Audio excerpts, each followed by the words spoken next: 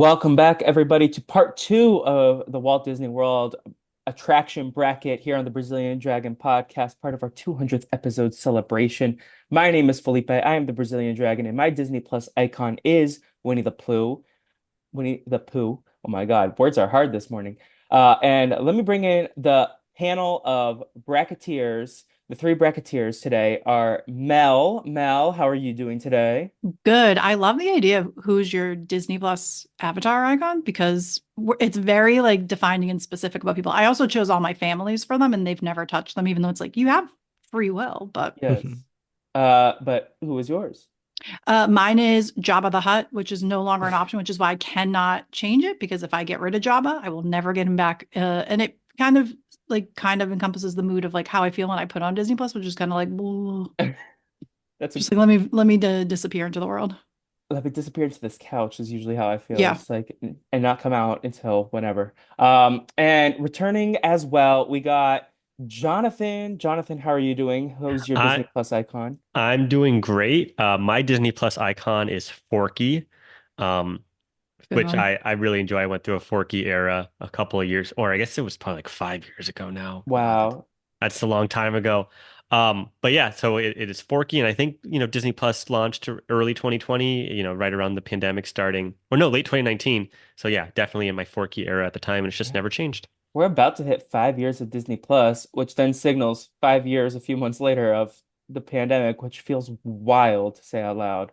Yeah. Um, And of course, rounding out our panel of our three bracketeers, it is Matt Ligori. Matt, host of the Diary Room and Free Agents podcast. Welcome back. Hello. Hello. Thank you. Thank you. Yeah, Alien, I think. The Toy Story Alien, I think, is Great my choice. usual go-to. I don't know that I can confirm that's my Disney Plus icon, but I'm pretty sure it's at least my, Walt Disney World app icon, whatever the hell Mine that app is too. called these days. Yeah. I'm pretty So, sure we now share a Disney Plus. I don't think we have two different accounts anymore. well, I So might have a profile still, maybe, yeah. but anytime that I have the Alien as a option, I usually go for that. I end up getting a lot of Pizza Planet swag. Like whenever I'm like, okay, let me get one thing is usually my rule when I go to Disneyland. It's like, oh, there's something with an alien on it. Dibs immediately. I think one time I got like a Thor Love and Thunder hat that had the Rainbow Bridge and the goats, and that's the only other item that I've ever gotten at Disneyland as an adult. But the aliens, iconic. I have the I love popcorn it. bucket, and I called it my son. He's burst at the seams finally, so I cannot bring You've him had him back. for a while. Yeah. I've had him for so long. He's a little, it's like not terrible. I could still bring it, but I will tell you that if you go to the parks and you have like a backpack and a popcorn bucket, and then if you happen to also essentially build a droid that day, just know that you're going to be carrying a lot of Yeah. things. And it's what I feel like people like infants around the parks feel like, where they're just like juggling around stuff. This But is I what love my Mel does popcorn instead of bucket. seeing Lion King.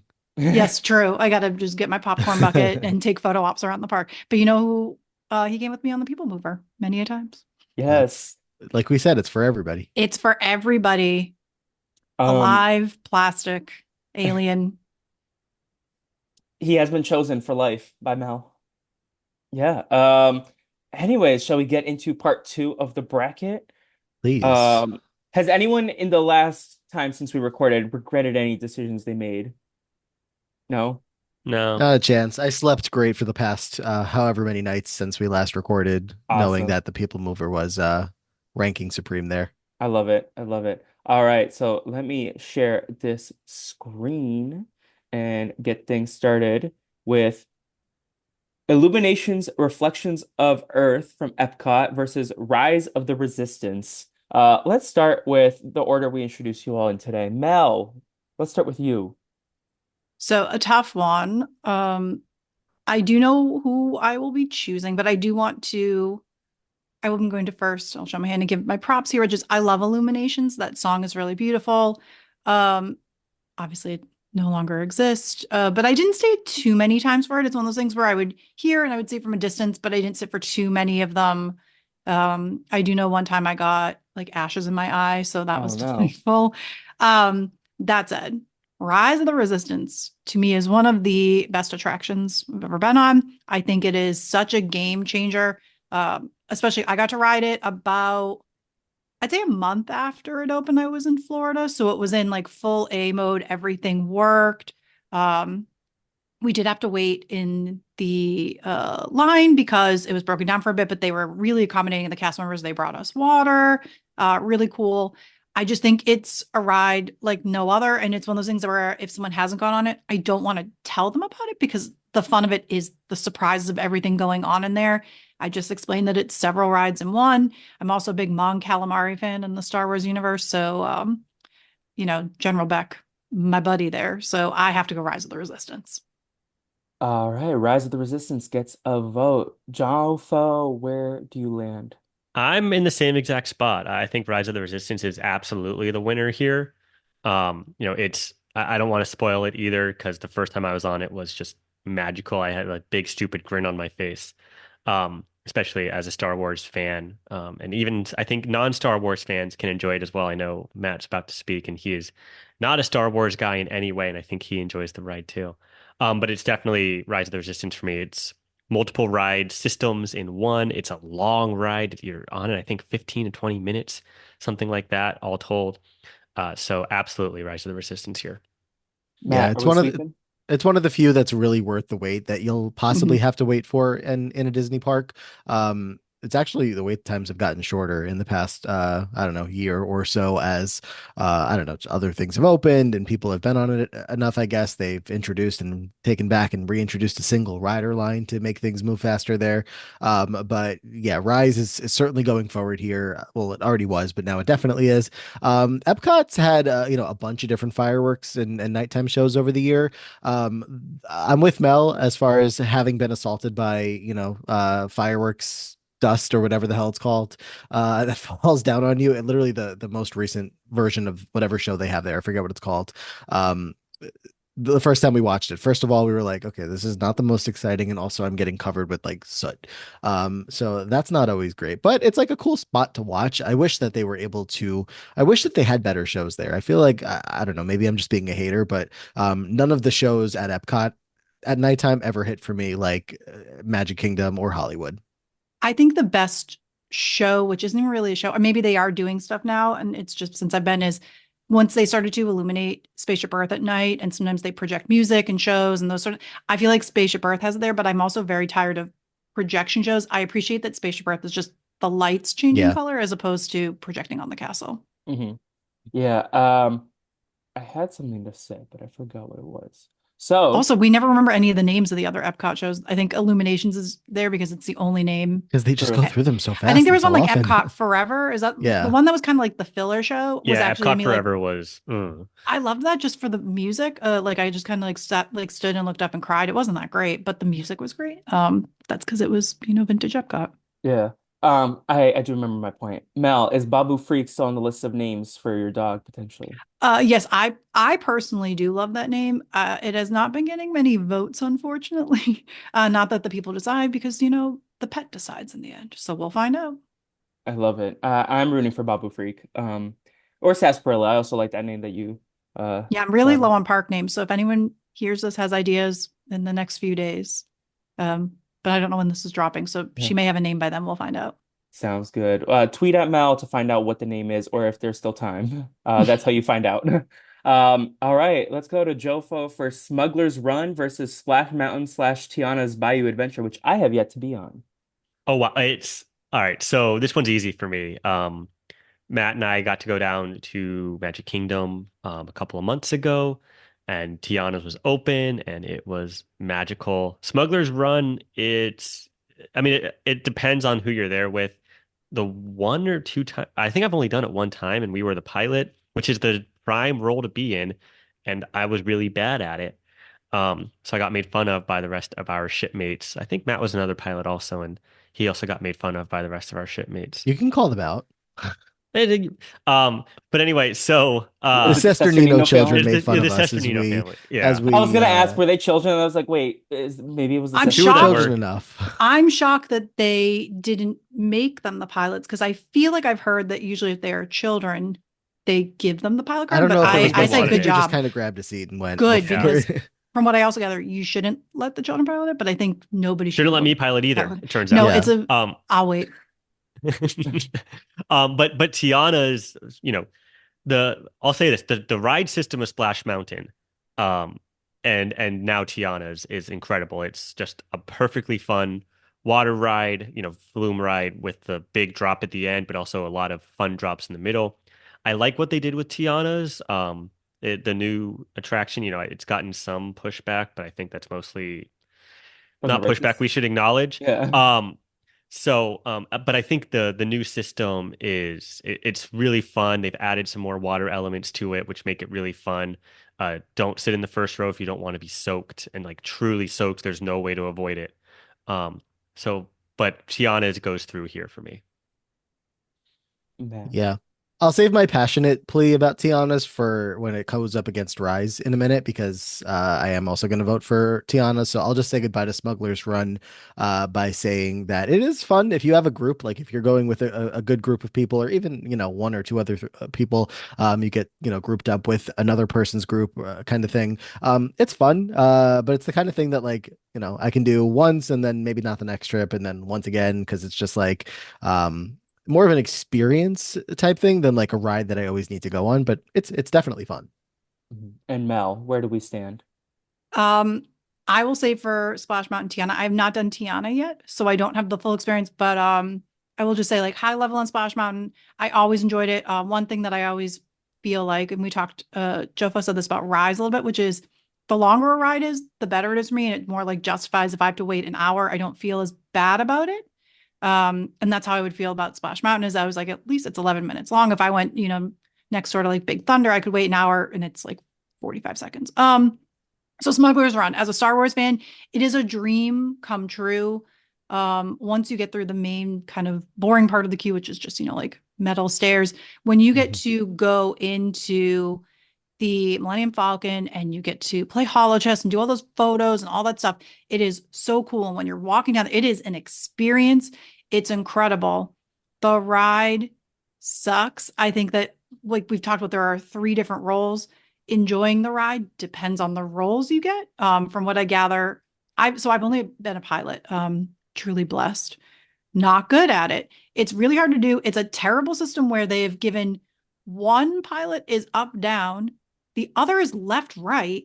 Like you were just asking to make every person nauseous, sick, and as a non like I don't like screen rides. Um, so flying it helped a little, but it wasn't great.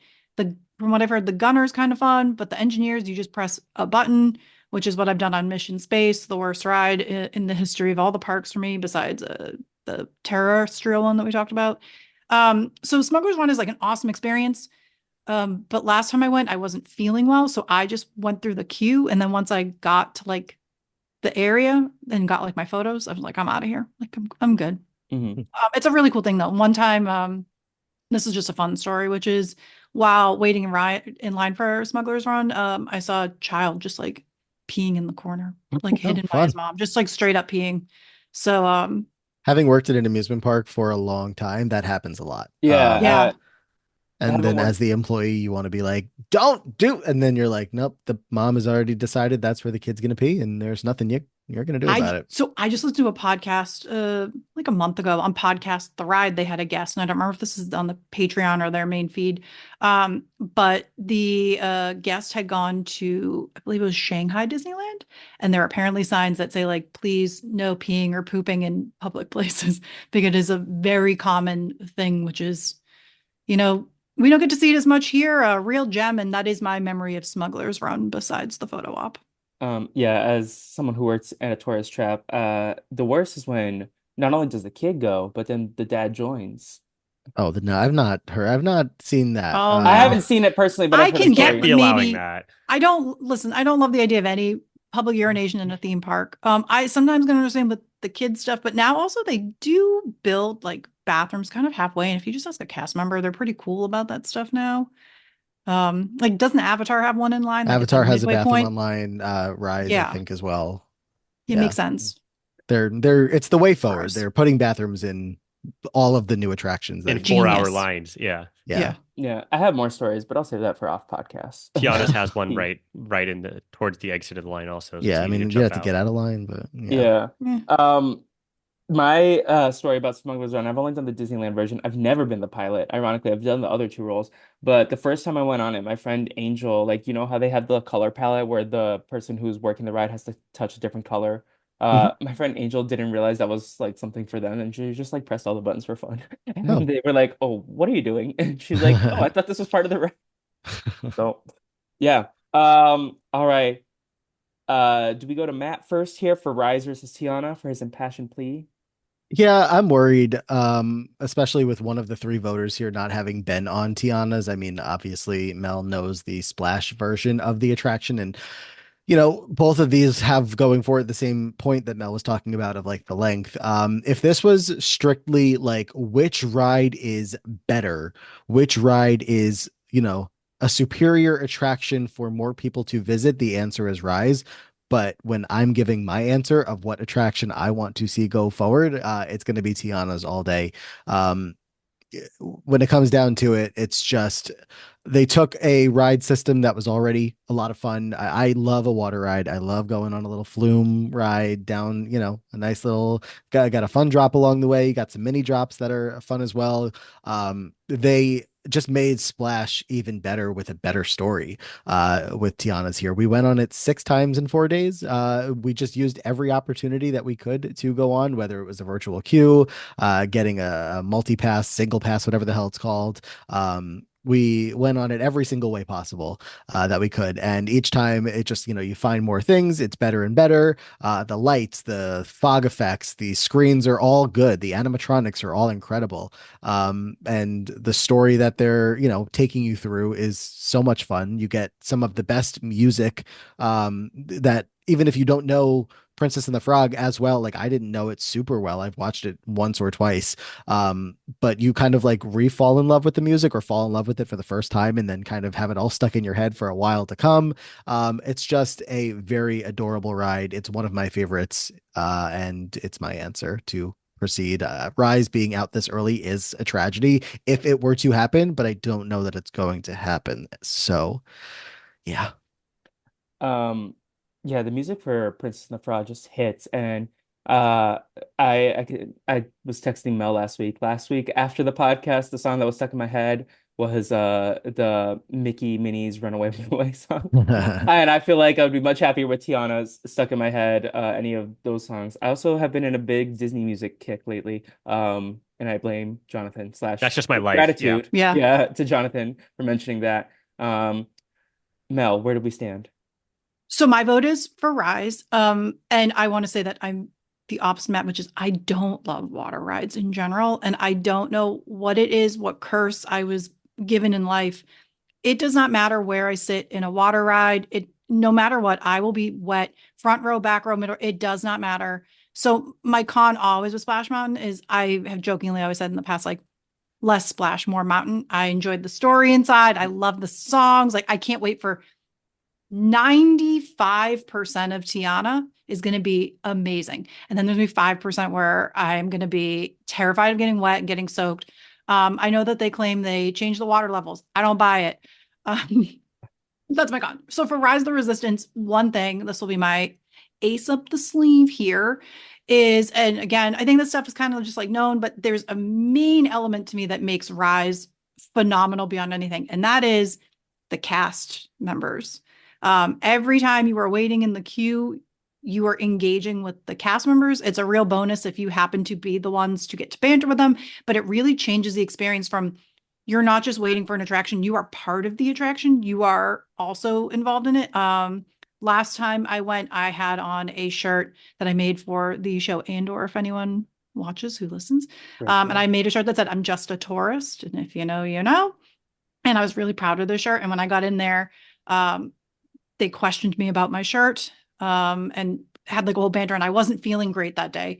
So it really helped my mood and my motion sickness briefly until, of course, I went on a ride and I got sick again. But I love Rise of the Resistance. I look forward to it. Yeah, it's just for me, everything about it is just like encapsulates what I wanted out of Star Wars more than the idea of Smuggler's Run, which I think is a great system for like churning through guests. But I also think Rises too with that ultimate wow factor. All right, Jonathan, you make the decision You're in the hot seat.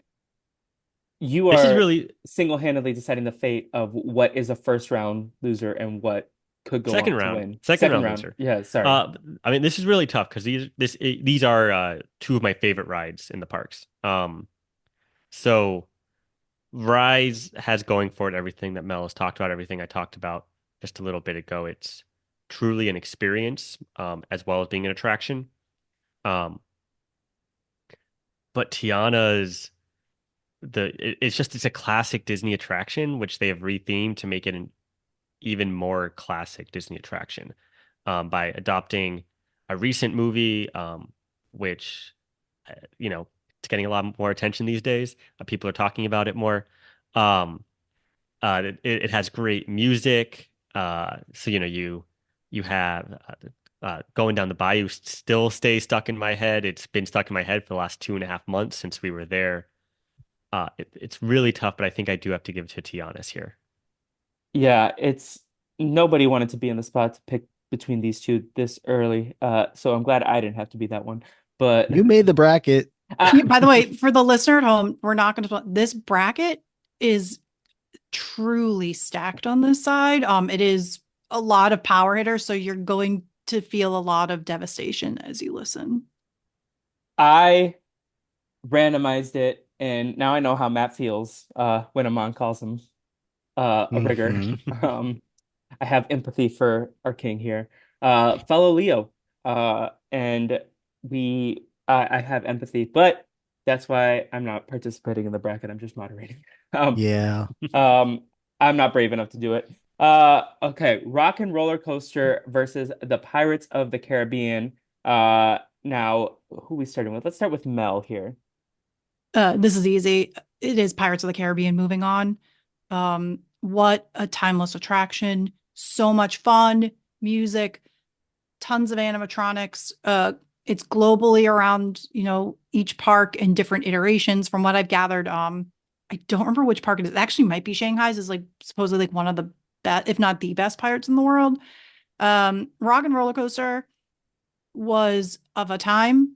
That said, to me, it's the least Disney of everything. And not just because it's Aerosmith, it is just a roller coaster that was ordered from a catalog, put inside in the dark, and then they put things on. I think if this were rethemed, as there's always rumors and it never happens, I think it would go up.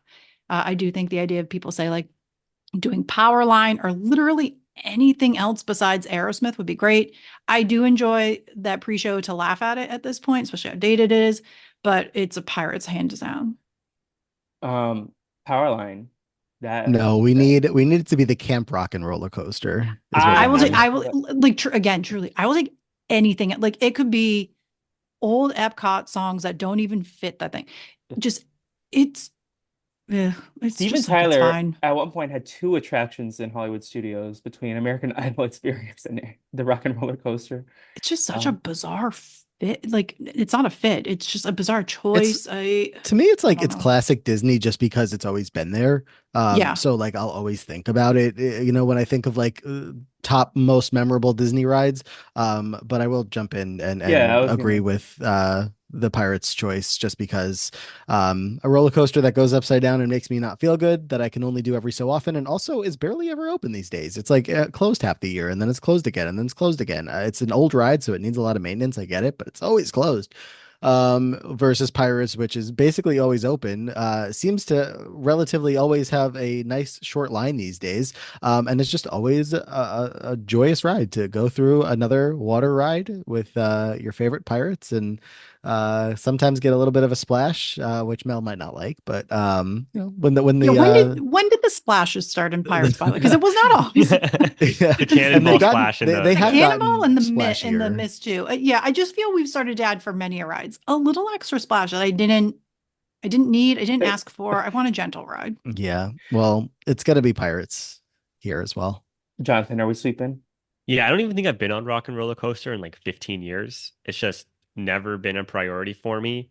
The time that Matt and I went for our long trip, it was closed because it was January and things are closed in January. And that was that was one of its 6 month refurbishments that takes place every 6 months, it seems. Um, Pirates, I mean, Magic Kingdom has the worst Pirates ride. Especially I mean, yeah, I've been on the two in the US, and it is by far the worst Pirates ride in Yeah. the No, US. of two, worst of two. I mean, but it's by far like it is not close. And I grew up on Well, it. I because the grew up other one doing is like a lot more going on. It's Yeah, like I grew multi up doing levels Disneyland and Pirates, so I'm always disappointed when I go on the Magic Kingdom Pirates. Except that I'm on Pirates, so it's not too much of a disappointment. But it is Pirates going through against Rock and Roller Coaster here. Yeah. All right, so let's move on to the next one. I put this in a group. It's like Dumbo, the Magic Carpets, Astro Orbiters, Triceratops Spin versus Test Track. Jonathan, why don't we start with you here? Uh, can I not pick one of these two? oh Um, my God. I mean, I'm gonna pick Test Track here just because I want to give it a chance. I liked the original Test Track a lot when you were like basically a crash test dummy. Um, the reiteration of Test Track I found to be the second version I found to be really not fun, not enjoyable. Because obviously the appeal of Test Track as an adult who can drive a car is the what goes on before you're like doing the lap around the building where it's like, oh look, I can go 65 miles an hour in a car. It's like I've done that. Um, but I am excited to see what they come up with for this third iteration of Test Track that's coming up. I'm hopeful. Is it going to be Cars themed? No, it is No, it's not IP, different right? park. It's not IP still. Yeah, it's like going back to classic Epcot is what the Okay. idea is. So I'm excited to see what they come up with for that, and we'll put Test Track through here for me. All right, Matt. I'm kind of leaning the same way. I don't think it's going to matter because I imagine Pirates is about to go through as well, not to get, ahead of ourselves, but just like I mean it does matter because one of them at least goes a step farther. Like the spinner attractions are great for kids and like a lot of I think analysis on some of these rides is, me thinking like Smuggler's Run also great for kids, but like I'm not a kid. I don't have a kid. So if I'm again just talking about me and my experience in the parks, those spinner styles are like really fun to look at. They're adorable. They need to be there again for the families that need a fun little ride for their kids. But for me, even though Test Track is not like the best attraction, it's another one similar to like Rock and Roller Coaster of just like it is classic Disney and the fact that it's still there from when, even if it's in a different iteration, the fact that it's still there from when I was a kid myself, wanting to go on a really fast car on a track around, with whatever story is being told inside. Um, I gotta go Test Track. Mel. So I think actually I'm gonna vote for like Dumbo, the Magic Carpets, and the Spinners. They serve their purpose. I go on them still as an adult sometimes, just because when you just kind of want to do something, there is something about Dumbo because it is like the one of the visual icon of like you see a commercial, it's Dumbo, it's It's families. always those. Yeah, and it does feel that when you do go on it, especially if you're like, I've done a lot of trips solo, so it's not the same. But when like I remember my brother and I went on it together as grown adults, there is something very like emotional, nostalgic about it. Matt, I thought you might like Magic Carpets because the camel spits in your face I don't even, if well, you hit it up that happens there. when you're not even on the ride, but True, it's a little bit of both.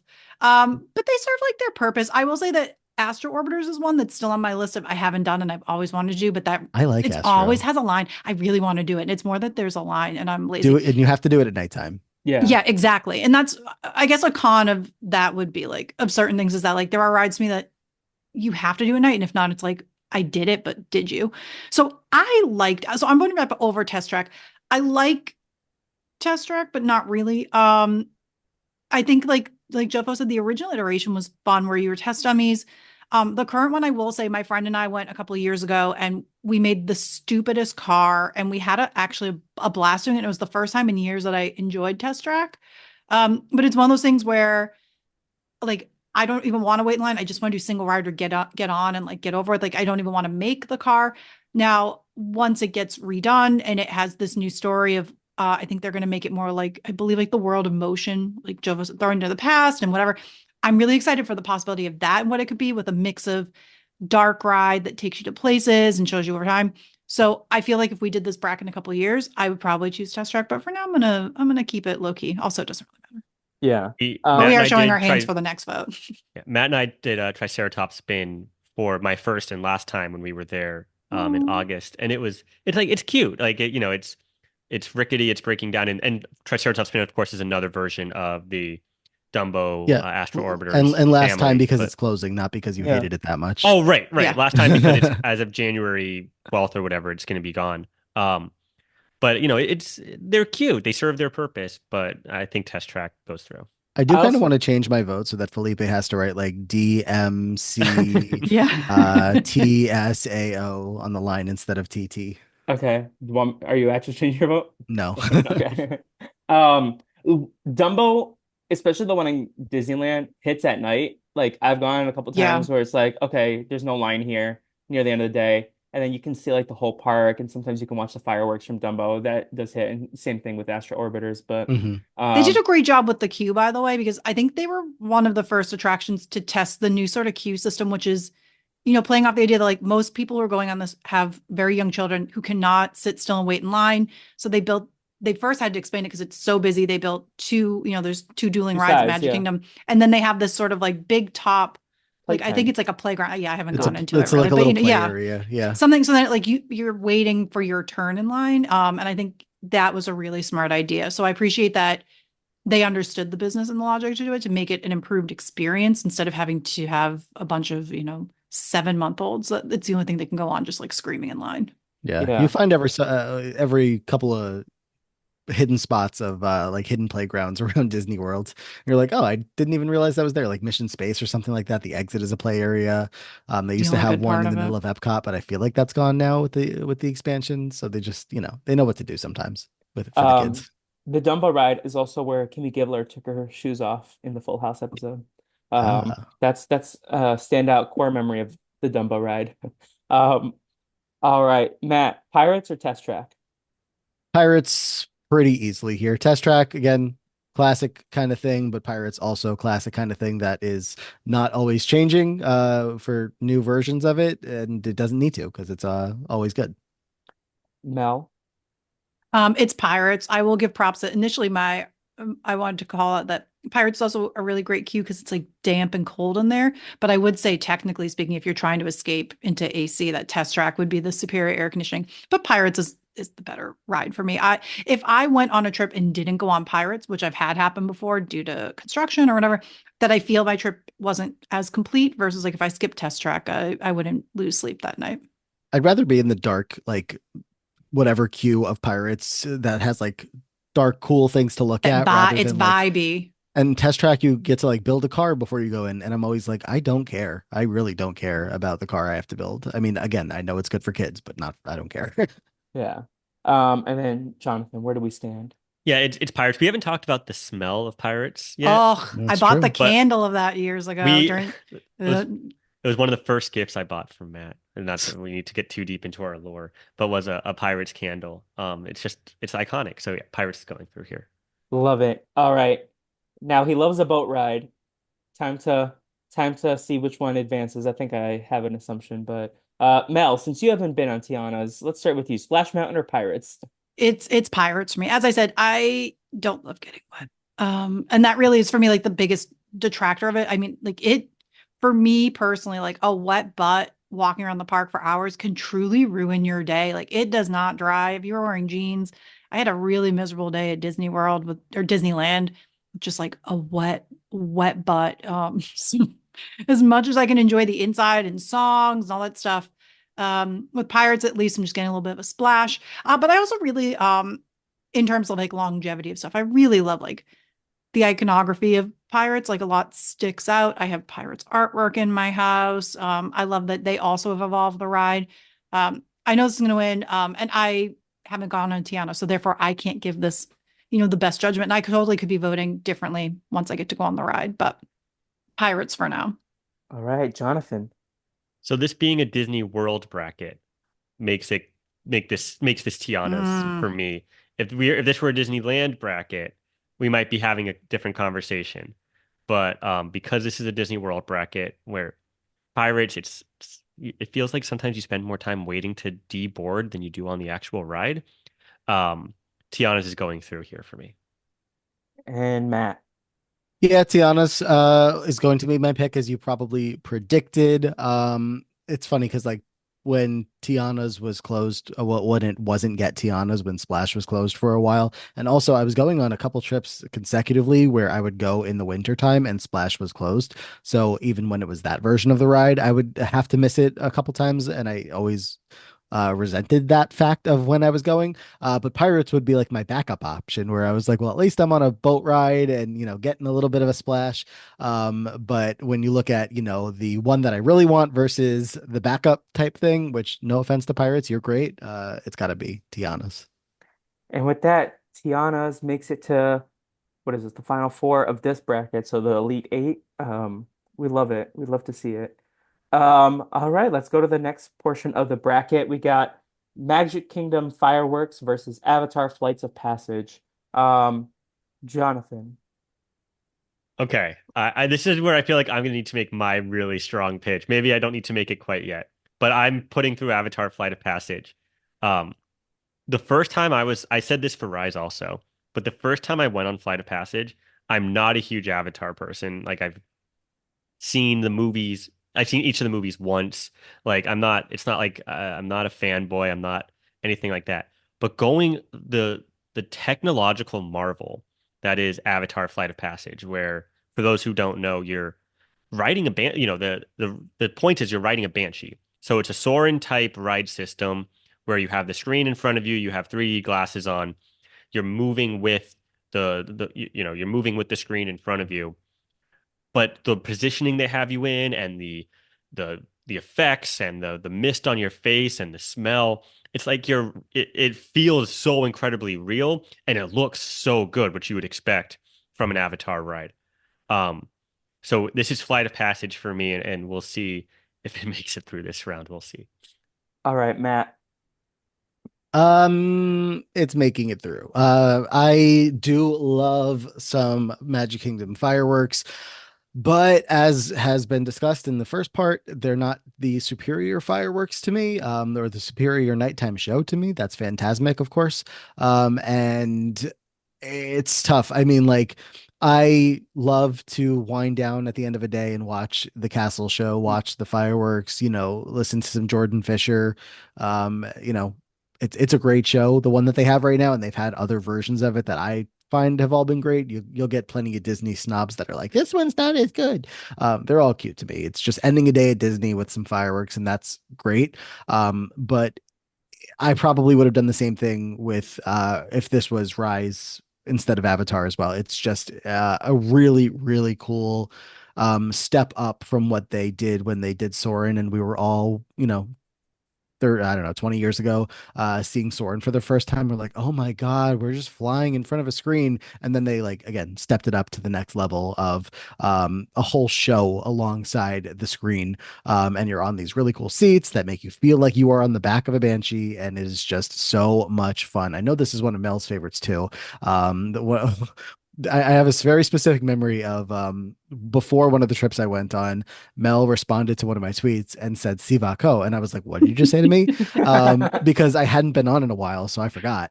And then I went on and I was like, oh, right. Avatar's going through for me. Mel, is it going through for you as well? Yeah, it's a clean sweep. Sivako, Rise to the Challenge. I feel like I mentioned this in part one, that my Avatar thing is like an ironic sort of enjoyment, and that overall I actually don't love Pandora. I think like people would have gone on this regardless. That said, in the idea of storytelling of this film to screen, like if this were like at Universal Studios, for example, I probably wouldn't have batted an eye and I wouldn't make a thing. It's more about like, I don't know if this is Disney. That's why at the time I was like, what's the point? However, Flight's Passage is incredible. It is to me worth the wait. I don't think I would wait over and over. But I can see why it would be that way. I think I was just like most surprised, like when you sit on the mighty crown, as they call it on podcast, the ride, all that sort of stuff brings it to another level that, like, if you love Soarin', this is like the next level of it. And I do love that pre-show video where the guy's like, and just fly. I love that guy. It's a very good pre-show. It keeps you engaged for what the first like 10 minutes before you even get to go on the ride. And it's not the exact same as Rise, where Mel was talking about earlier about, the acting that goes on from the cast members in there. But it is No, they seem to still, actually hate their jobs. I will say in Pandora, they all seem like the most miserable cast members I've ever that's encountered. not a bad call. Because they have to do like so much more work to organize everybody into the Yeah. correct pods. Like you see them with their iPads, like getting you in the right spot that you need to go in, and they seem stressed the hell out. They'll like walk to the end of the line to find a group of three because they need three people to fill a seat. But it still is like the experience once you get inside there is the rest of the ride, even if the cast members, I guess, are miserable, does a lot of work for you. Maybe the next version of this is cues and pre-shows It bracket. could be. Yeah. Yeah, for Um, sure. all right. Now this is one of my favorite matchups because I like both of these rides, even though I don't think Mel does. Mickey's Filler Magic versus Mission Space. Matt, where do we stand? Well, I hope you don't like Mission Space too much because I can Yeah. tell you where everybody's voting right now. Yeah. And Mission Space will not be seeing another day. I have not gone on Mission Space since I don't know, a decade ago, when I was old enough to know what it is. And then I was like, that's probably the last time. It's like very cool for what it is. Mission Space is, makes you feel like you are an astronaut being launched into space. And like, apparently, like people from NASA have said it's like the best simulation that you could ever find of what it's like to be in that experience. And they have two different levels. So if you want to take it easy, you can do that or go the harder route on the orange side of things. I have never done orange. I never will because I don't even like green that much. It's cool, but it's not what I need in Disney World. While Mickey's PhilharMagic is one of the cutest shows to sit down for, they added more movies. They've added more movies over the years to keep up with current things that people want to see, and it's just always been the most adorable 5-10 minute show that you get to sit down for in some nice AC. So easy answer for me. Mel, also Mickey's. Absolutely. I despise Mission Space with every ounce of my being. I also only been on it one time. I went on the easy one, and my friend went to the hard one or whatever it's called. Um, and the thing about it is, I just like really psyched myself out in line too, where I was like, I don't think I want to do this. And I really kept thinking about bailing. I went on with a group of older women, which at the time I was probably in like my 20s. So, I mean, like they were probably like, to me, this is what I envisioned. I don't know. I'm pretty sure I was on with the Golden Girls. I had my eyes shut. They told me when to press the button. I hate it. I guess like technically the like waiting area, that play area, whatever it is, it used to be like mission control and it worked and people could do that. And I was like, I'll do that next time. That doesn't even work anymore. It just like functions to function. And knowing that so many other like rides get taken down in terms to like have progress, it sucks that that piece of garbage ride is still there. And I can understand maybe those not having as much of affinity for PhilharMagic because I've heard the Disneyland one is not the same. I love PhilharMagic. I went with my parents a few years ago and they had a good day, but they loved PhilharMagic and I do too. I think it's super delightful. I love the story of it being Donald focused and incorporating all the new songs. It's always been fun, but to see like new things incorporated, when Coco comes on and they play Poco Loco, I don't know what it is. I just start to cry. Like I tear up and it's not even the sad song of the movie, but I love it. The trip's not complete without PhilharMagic for me. Jonathan, we sweeping? Yeah, this shouldn't be a surprise that we've talked about how much I love Disney music. Um, and I love the updates they've made to this show with the Coco soundtrack. I'm waiting for the next update when they're inevitably going to add Encanto, which I'm also going to love. Um, it's such a magical show for me. It's, 10 or 15 minutes just of straight Disney music, just like injected straight into your veins. Um, it, it's it's one of my favorites in terms of like shows. Go sit down, enjoy AC for 10 or 15 minutes, and it's going through. I love Mickey's PhilharMagic. When I was 10, my mom bought me one of those Donald Duck butt hats, where it's like his feet, because of I love that show so much. So Mickey's PhilharMagic is going through. Now we gotta we gotta choose Avatar or Mickey's PhilharMagic. Mel, let's start with you here. So this is tough. But as I've said, I've only gone on Avatar one time. So as great at it as it is, it hasn't been enough to convince me to dedicate a day or hours, whatever, pay the money for Park Hopper to go on it again. Mickey's PhilharMagic, on the other hand, I always go on. I look forward to it. I check the time. It's not like like, what could I do? It's like, oh, make sure I do that. I look at the schedule. So for me, I'm going to put PhilharMagic through. And I know this is a slim shot. I think Avatar is very well worth it. But just on a personal level, I think that Mickey's PhilharMagic just has a delightful magic that, and you know me, I skip a lot of shows and sit down things. So, this is big progress for me too. All right, Jonathan. This is Avatar for me. As much as I enjoy both, I just think that the spectacle and the mechanics of Avatar put this through for me. Pandora as a land is beautiful. I wish that they would have it open at night so that we could actually see it at night. It is very Um, cool at night. I will say I I did get to see it at night. It was beautiful. I would love to see it at night one time if Animal Kingdom would ever be open past 6 o'clock. Um, but Avatar, it's the centerpiece of that land, and I'm excited to see what they're going to do in Disneyland or in California Adventure rather, so long as they don't get rid of Grizzly River Run, which would be devastating for me personally. But I'm putting Avatar through here. All right, Matt, break this Might, tie. might be the toughest matchup so far of me being super split down the middle because like I don't give one crap about Avatar as a franchise. Pandora is a very beautiful land in Disney World and in Animal Kingdom, and this ride is so cool, but I also just love PhilharMagic so much. But it's like if PhilharMagic was to go away tomorrow, I would be super sad that I couldn't watch it anymore. But I could watch it on YouTube probably forever, even though I couldn't watch it in 3D. Whereas Avatar, if it disappeared, there's not much else that you can replace it with. Soarin' again is like the closest comparable thing in Disney terms. There's plenty of other rides, I'm sure, like this in other parks, but it's just from start to finish, just a really fun experience. So I have to probably give it to Avatar. It really does pay me though, because I love Mickey's PhilharMagic. Yeah, Mickey's is an incredible institution, and like you said, sometimes I just watch it on YouTube for fun, just to feel that like hit of Yeah. nostalgia of like being in the park. It's not the same because you don't get the like effects, but um, it's an institution, and I love it. And I'm glad I made it at least one round. All right.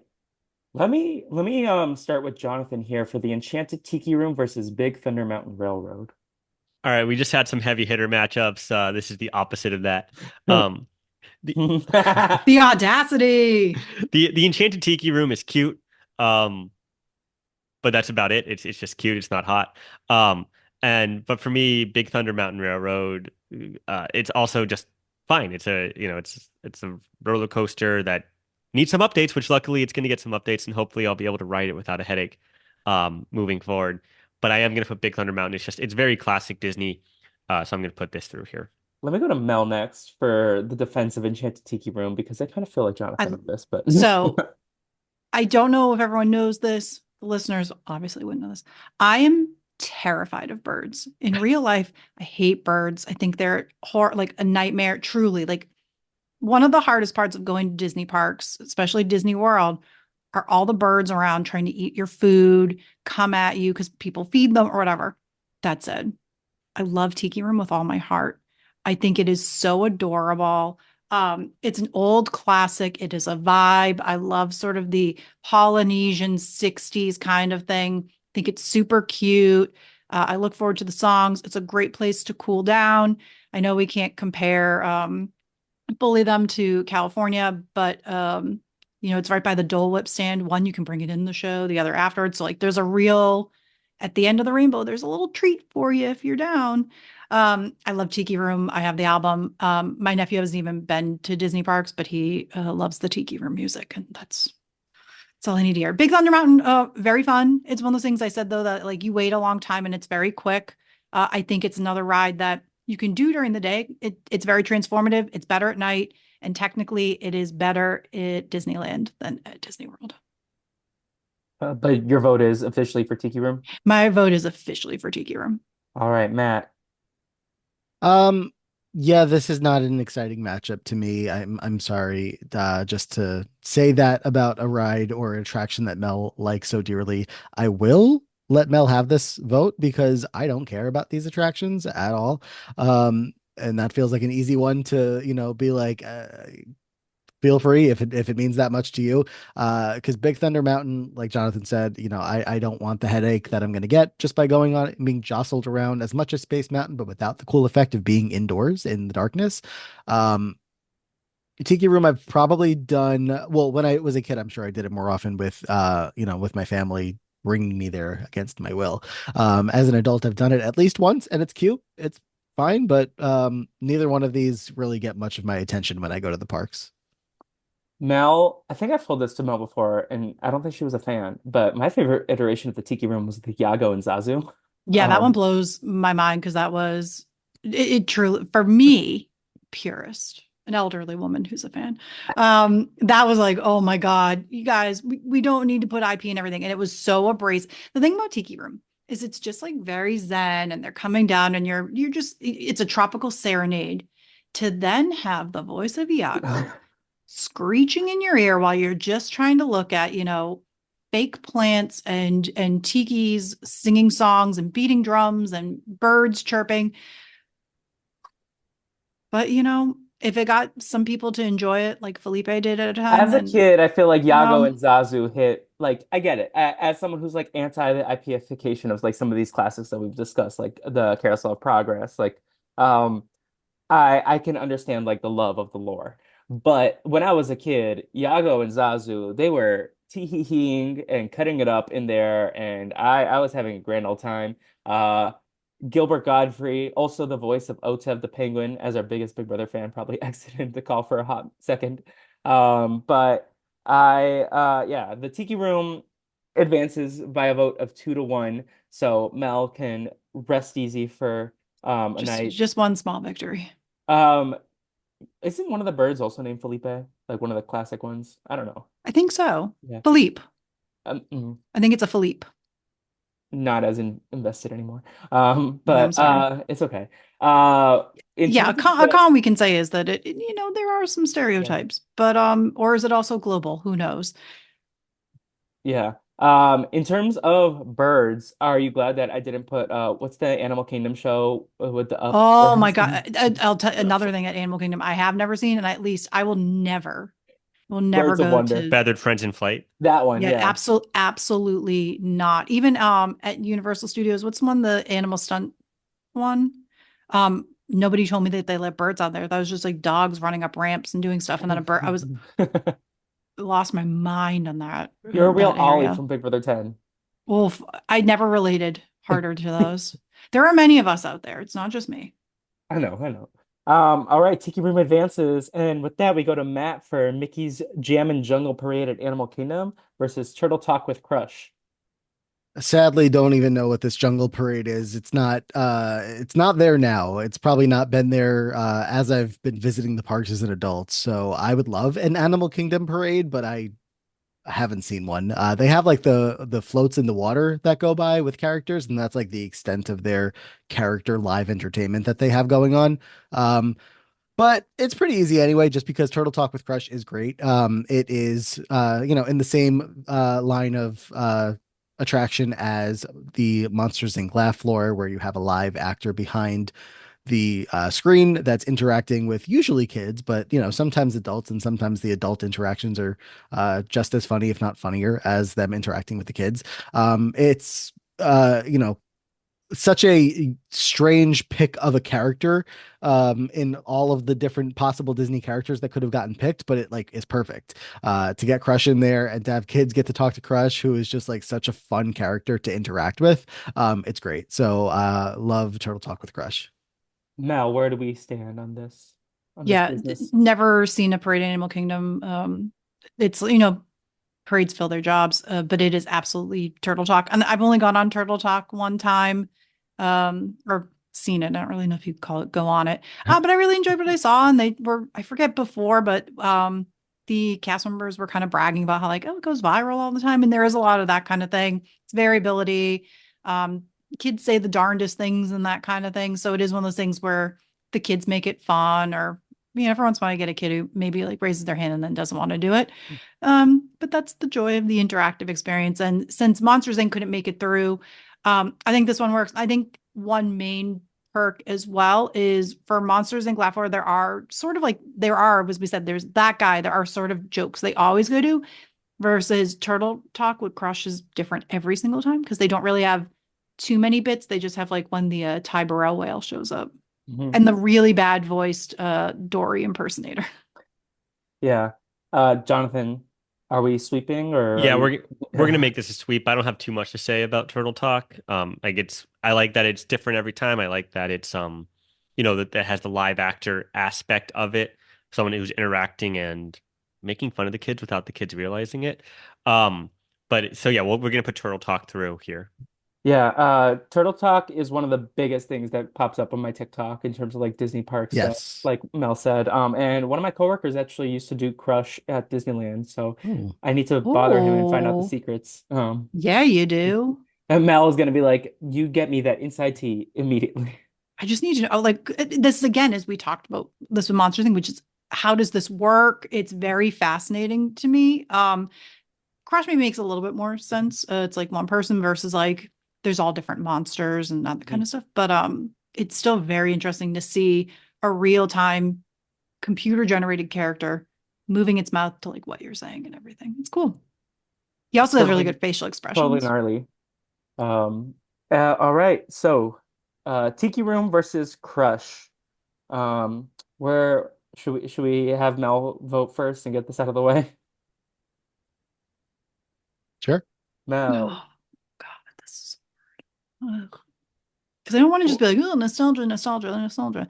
That said, and yes, it is nostalgia to an extent. But I will just say, like I said, I've gone to the parks many and many times. It wasn't until like this last visitor time before that I even deigned myself to walk through to Turtle Touch. And I think that part of it is that it did feel to me like a show for kids, and that if I went in there, I might be weird, being someone in my like at the time like mid to late 30s. So I am gonna go Tiki Room. I really, like I said, I enjoy the music. I love the excessive amount of animatronics. I even enjoy the sound of all the animatronics clapping the whole time, where it's just like, I like that that that bit of it. And I know it's losing, but I've got to, stand here for something I love. Stand on business. We love it. Standing on biz here. Hey, and it's your exposure therapy also. Your tiki room It is is. It's yeah. just one of those things where, I can say like, oh, I really enjoy Tiki Room. And someone goes, aren't you afraid of birds? And I have to do that whole spiel every time. I wish I didn't love it so much. It would be a lot easier in life. Matt. You know what's crazy? So I think we can both I think the two people in this house are both going to advance Crush, if I had to guess. And now we're about to do Avatar versus Crush. Like the randomization of this bracket is now bringing you Avatar Flights of Passage versus Turtle Talk with Crush, which is hysterical. I Yeah, mean, I will allow the third person here to make their own vote, but I'm just guessing that's where it's going to go because I'm going to vote for Crush. Tiki Room, honestly, the song gets stuck in my head sometimes, and I wish it didn't. It's just not my jam. But Crush is really fun to watch whenever you get a chance to do so. So Crush for me. Jonathan. I was considering letting Mel have this one and letting Tiki Room go through, but then I would be concerned that Matt would let Tiki Room go through against Avatar. I think that would be Um, hilarious. And I think let's just ponder that for I one mean, you second. can like I'm not that attached to Crush, and I won't do what you're saying. So that's up to you. that feels like a big risk for me to take. I'm gonna let Crush go through here. Um, I'm like not that tied to either one of these, to be totally honest, and now I'm afraid Matt's gonna let Crush go through over Avatar. I Um, just told you I'm not. eh, but we're gonna have Crush go through here. It is different every time. It's cute. Um, and it is fun to see the kids have fun, and it is a cool part of Epcot, the aquarium and all of that aspect of it. I really do enjoy. We'll talk about the seas in a little bit, which not my favorite ride. Um, but yeah, we'll have Crush go through on this one. All And right. for Crush to go through again, somebody would have to vote with me. And if you're not doing it, I don't know if Mel's doing it. So let me Well, cast my vote officially yeah. here for Avatar to go through over Crush. Avatar gets a vote from Matt. Mel. Oh, it's probably gonna be the clean sweep for Avatar, like I still really Jonathan? enjoyed Avatar, just, in comparison to which one. Yeah, we're gonna have a hard matchup for me here coming up, but this one is not the hard matchup. Okay. Avatar goes through.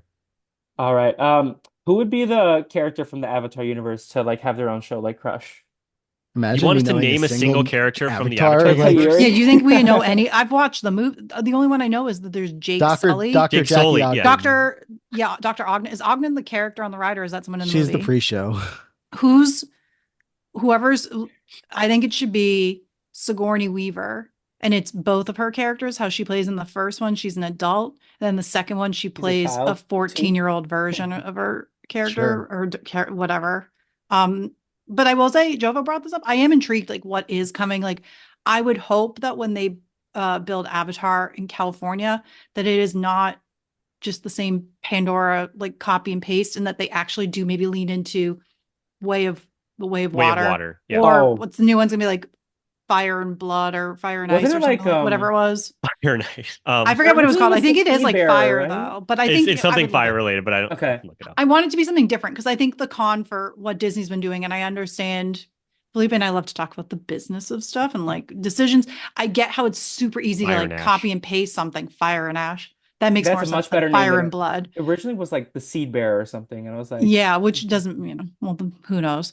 None of these make that much sense. They're all goofy, but I would be intrigued to see, what they do out there. But if you just give me Flights of Passage again, like, No, because it okay, looks like it's going to be a water ride. okay, oh, Which well, because give me that's what they that's announced at vibe D. out exciting. with That's those what they announced at whales. D23 at least is that it's going to be a water Okay, ride. good. I actually missed Um, that part of it. yeah, which is why there's a lot of concern from me specifically that it's going to replace Grizzly Grizzly River. River Run, even though Oh, yeah. there seems to be some the current thought seems to be, at least on the Disneyland knowers, that it's going to just replace the Monsters Inc. area I back know people don't behind like that Avatar, ride. or sorry, Avengers Land. That doesn't really, it's like a one ride thing that doesn't seem to make a whole lot of sense there. So that's what the current thought process is, at least. Well, I just hope that none of us are sad with what it demolishes. Um, yeah. All right, so Avatar moves on. Let's start with Jonathan here then. Tiana's Bayou Adventure versus Avatar Flights of Passage. So a big benefit to both of these rides, related to what we were just talking about, how none of us can name a single character from the Avatar universe besides Jake Sully, is that for both of these rides, you don't need to have any kind of connection to the IP to enjoy the ride. Um, Tiana's is great music, regardless of whether you know it going in or not, because I was not the most familiar with the Princess and the Frog music going into the ride, and it didn't stop me from singing Going Down the Bayou for the next 2 months. Um, and Avatar, it's about what you're looking at, and what they've managed to create more than it is about a tie to any character or anything like that. It's an incredible ride system. I do think I'm going Avatar here, which is tough for me. Tiana's is a great ride in replacing Splash Mountain, which was probably my favorite ride growing up in terms of just what the ride system was and all of that part of it, and the zippity doo dah ending was just. I mean, it's like something that's like it's a core memory from my childhood. Um, but I do think Avatar is just more impressive, though I can also. I mean, I wouldn't be hurt if this went either way. All right, Matt. I will push Tiana's as far through as I can, even if that's going to stop here, which is what I'm gathering it will. One person left to vote has not been on the ride. I love Tiana's Bayou Adventure. I think anybody out there that's listening that's a Disney fan needs to go on as soon as they possibly can and have some fun. Obviously, if it loses here, I should say when it probably loses here, it's a worthy opponent. If it lost to Rise as well, I would have probably understood, but I'm glad it got as far as it did. And I'll just hope that Mel has heard our pitches about how great Tiana's Bayou Adventure is and says, you know what? I don't know any avatars names, but I know Tiana. All right, Mel. Splash Mountain slash TT's Bayou Adventure, um, and Avatar. So I'm looking at this right now, which is so after Matt and JoFo went to Disney a couple months ago, it made me, I said to myself, I'm not going to a park this year. And I deeply considered when I was going to Florida like a month later, I was like, should I do a day at a park? And I had to figure out then that the hardest decision one can make, which is what park do I go to? Or do I pay like another $100 to park hop, which I ultimately did not do any of it. And I will say, based on looking at these two rides, which one was I going there to? And that was like weighing on me of which park to choose. Therefore, my choice is Tiana's Bayou Adventure, Wow. formerly Splash Mountain. Here's the thing, Avatar is still not fully drawing me to go to Animal Kingdom. I haven't gone ever since. I've done it one time. I don't, to quote Don Draper, I don't really think about you at all. And it's not bad. It's a great ride, but I just cannot wait to experience Tiana. And even when it was Splash Mountain, even though every time I got so annoyed that I got wet, I would still go on the ride every single time because there was something magical about it and really cute animatronics. And yes, a very troubled history of what the origin was. So I'm very glad they updated it, and that's how I'm going to vote here. I know, Take a that, James surprise. Cameron. I was very confused because I was like, I don't think Mel would ever actively want to step foot in Animal Kingdom if she only had one day and one I time. will go to no. It did not even cross when I was considering park hopping. I was not touching ground on Animal Kingdom. And I've done it before, the day where you go to all four parks in a day and you do a little bit of everything. I like Animal Kingdom. It's just still like it's hard to get me there. I think that when they build it out further and they have Encanto and they have some other things, like I will be very excited. The I look Casita. forward. Yeah, that ride to me is gonna be like a game changer. Everything. I feel like even technologically, like I can't wait for one day we can revisit this bracket. But for now, just it's not enough to get me to go there and then spend potentially 3 hours in line to wait to go on Flight of Passage, even though it's amazing. Even though it's amazing, I can go on a subpar version and it takes me 15 to 20 minutes. All right, with that, Tiana's Bayou Adventure advances to the final four, and the final two of this side of the bracket. Uh, Matt, why don't you start us off with Remy's Ratatouille Adventure versus the Frozen Sing-Along Celebration from Hollywood Studios? Yeah, I haven't even looked at this side yet, and that's tough. That's a real tough way to start this one off. Oh my gosh. Remy's is adorable. It's like when it first debuted, an exciting new ride. The hype is hyped. The hype is there. And then when I went on it the first time and the second time and the third time, I was like, this is really cute, but like I don't know that this is like hitting like a brand new Disney attraction usually does. So that's tough. But then like the hype still does exist for it because it's one of two rides in the World Showcase that like everybody's dying to get on. You got to get, the lightning lane for it. It's impossible to get on. The lines are always going to be long for it. So it's one of those rides similar to like at Magic Kingdom, the Seven Dwarfs Mine Train, where it's like the ride is not necessarily worth the wait time that you usually see. Not to say that it's a bad ride. It's a good ride, both of those two. But for the wait that you often see, you're like, maybe if this was like 30 years from now and this ride is not brand new anymore and it's a 20-minute wait to get on, like you're gonna love it. You're gonna be like, oh, I love Remy's. No wait, it's great.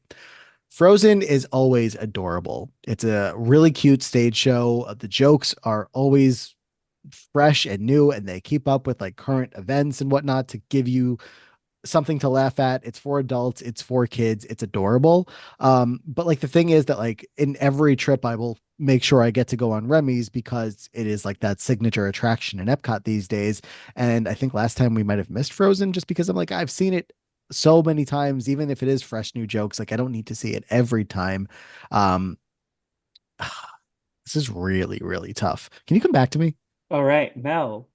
Oh, it's easy for it is simple. I've never gone to the Frozen sing along. Shock. So Remy's one thing I'll give credit to Remy one is we talked about the queue, but the queue is amazing. Like that makes it worth it.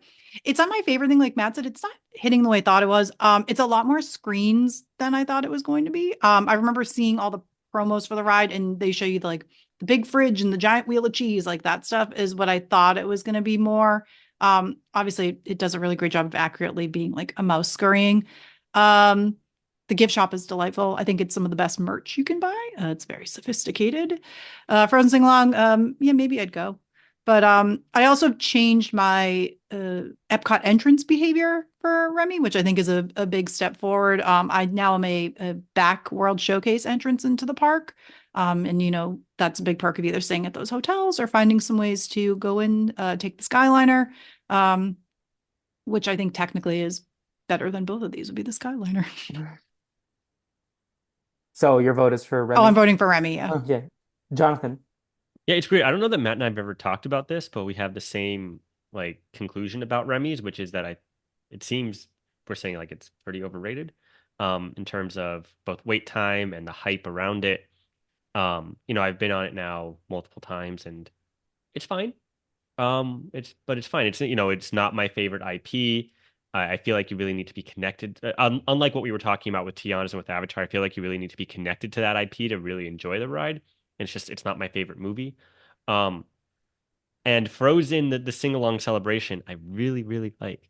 I like we were talking about in part one, I really enjoy the live entertainment, the live theater aspects of it. Um, and here it's like basically it's a comedy show around centered around Frozen, which is an IP I really enjoy. It's a movie I like. Um, so I think I'm putting Frozen through here and letting Matt make the tough call of which one wins out. I think I'll go Frozen as well. It's I'm trying to think of like how I feel during and after the show. And Frozen, I always just get like that magical little dorky Disney feeling of like, oh, this is so cute. Like we're all singing along to Frozen songs, and the snow falls down from the ceiling, and it's like, oh, look at all the snow. It's adorable, and it just like makes you feel like you're at a Disney show in the same way that like Lion King does or whatever, like you really feel immersed into the story of Frozen with the Arendelle storytellers and with Elsa coming out at the end and Anna and Kristoff or whoever the hell everybody's there the whole time. I don't know what characters are actually involved, I forget. But um rather than Remy's, which again is a good ride, but it doesn't leave me with that feeling of Disney magic that Frozen does. So They Frozen. messed up too with like there's no like I like in France they have the restaurant that there isn't like a food like a really good food follow-up sort of thing related to it. Like there isn't even like a quick service kiosk, like it's just the crepe stand. I love accuracy and all that stuff of what the pavilion's supposed to be, but it's missing something. The best representation of Ratatouille that they had, they got rid of, which is if you used to eat, this is like a very brief period of like maybe 2 years. If you would get reservations at Le Chef's de France, the French restaurant, they would go around with and they'd be like, oh, a cheese plate, and then they would lift the metal cloche thing, and there was an animatronic of Remy. And I will tell you that that is one of the most magical things I've ever experienced at Disney. That's the kind of stuff I want. I think that was a really good representation. The ride's fine. Also, the vehicles like aren't that cute. Like they just don't look like any of the representations of the rats of Ratatouille. And Yeah. I love Ratatouille, but truly I look forward more to the queue and the gift shop and like the illustrated versions of it rather than the ride itself. But I'll go on it.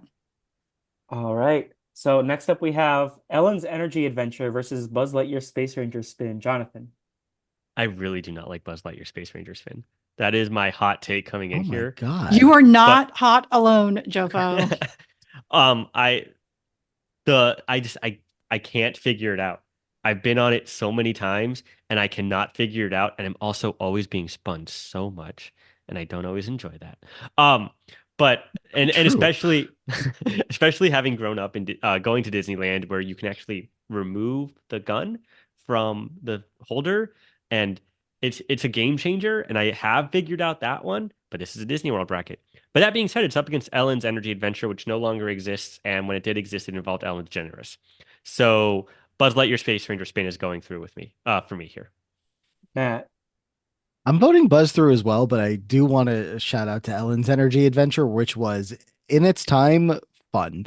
That car that you would ride around in was massive. It was like you could fit, the entire queue in one car. And when nobody sat next to you, you could like lay down, even though you probably shouldn't have. And then there's Bill Nye, and there's dinosaurs, and there's Alex Jamie Lee Trebek. Curtis and Alex Trebek, and there's like so much going on that like I'm 7 years old. Who are these people? Besides Jamie Lee Curtis is like the one, and Ellen are the people that I was aware of in my young days. So it was just like such a weird thing.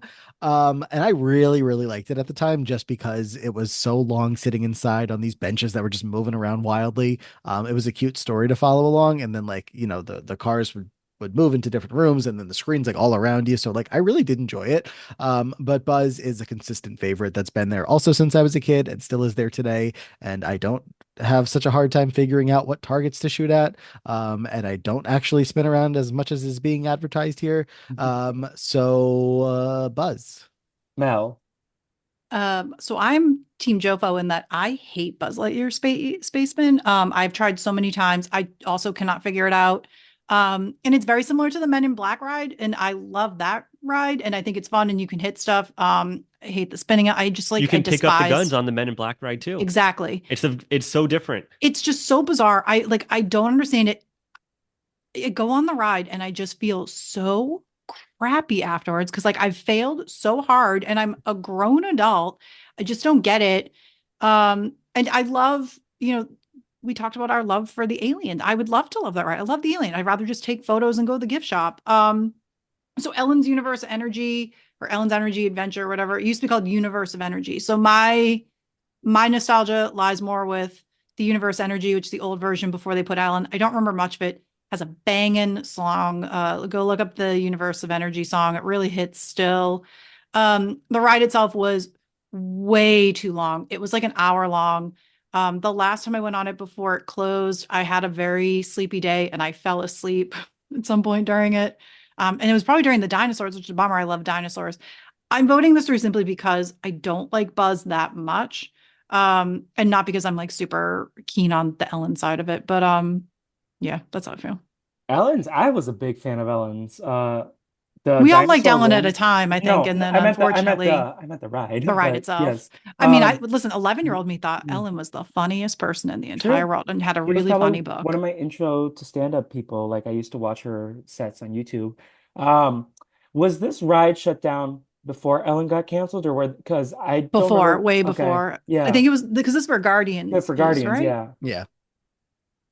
yeah.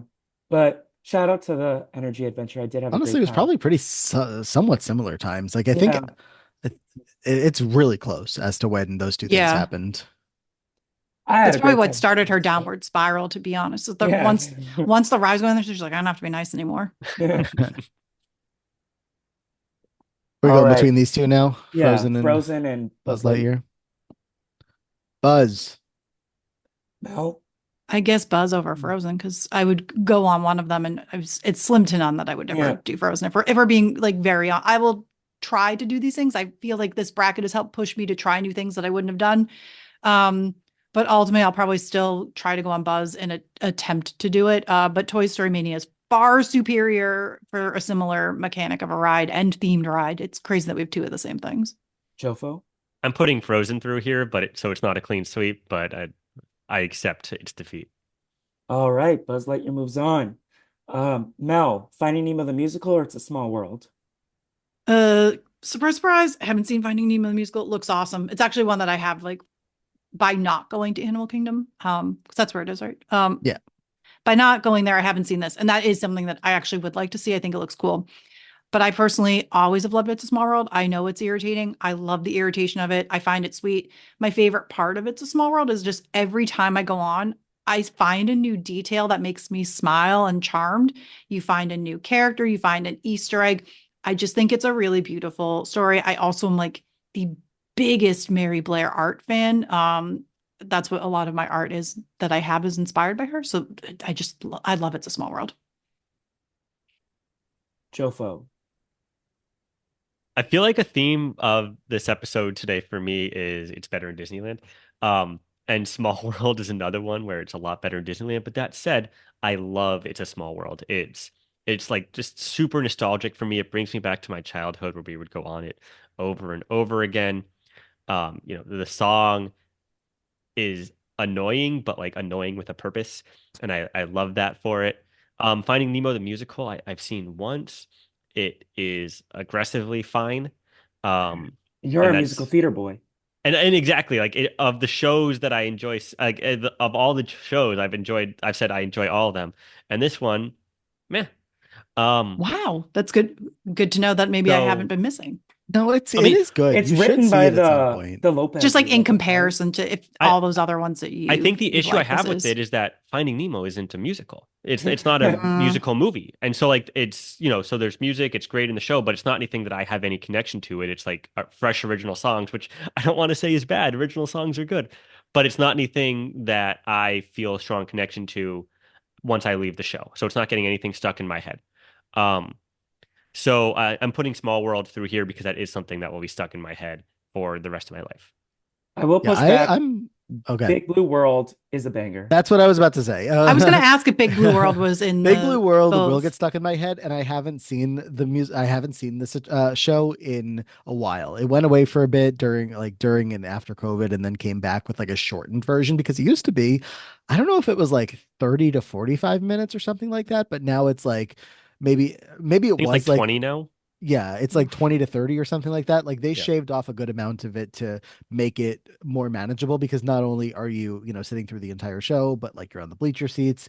At least like in the Beauty and the Beast theater, they have, some seats have backs.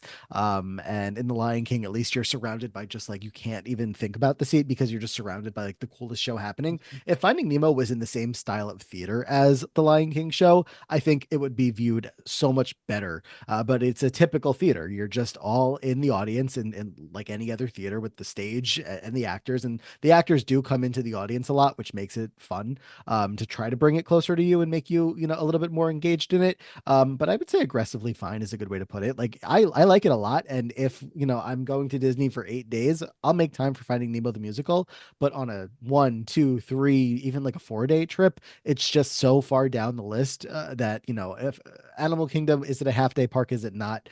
Most of the time it ends up being that for me. And so there's just so many other things that I want to do at Animal Kingdom. And of course, Lion King is going to take priority over Finding Nemo 9 out of 10 times. If Finding Nemo the musical was like next to the Finding Nemo ride in Epcot, I think I probably go to it way more often. Just based on placement alone, it's just hidden away. It doesn't get a lot of love and attention. And Small World is such a classic. So, not much more to even say besides it's a classic and it's adorable. And it's a sweep. It's a All right. sweep world after all. All right. Let's go to I'm gonna start with Mel here again. I know we just started with you, but Living with the Land slash the Circle of Life 360, I combined Oh them my into God. one This is attraction versus This awful. Muppet is Vision brutal. 3D. So No, this is brutal because Felipe, I can tell you right now where these votes are going. I'm breaking a tie here, and I yeah, don't want it's to do good. that. So actually, this I think it's actually might surprise people more. So I I love the pre-show of Muppet Vision. I love the queue. I love that waiting room. I love to take in all the detail.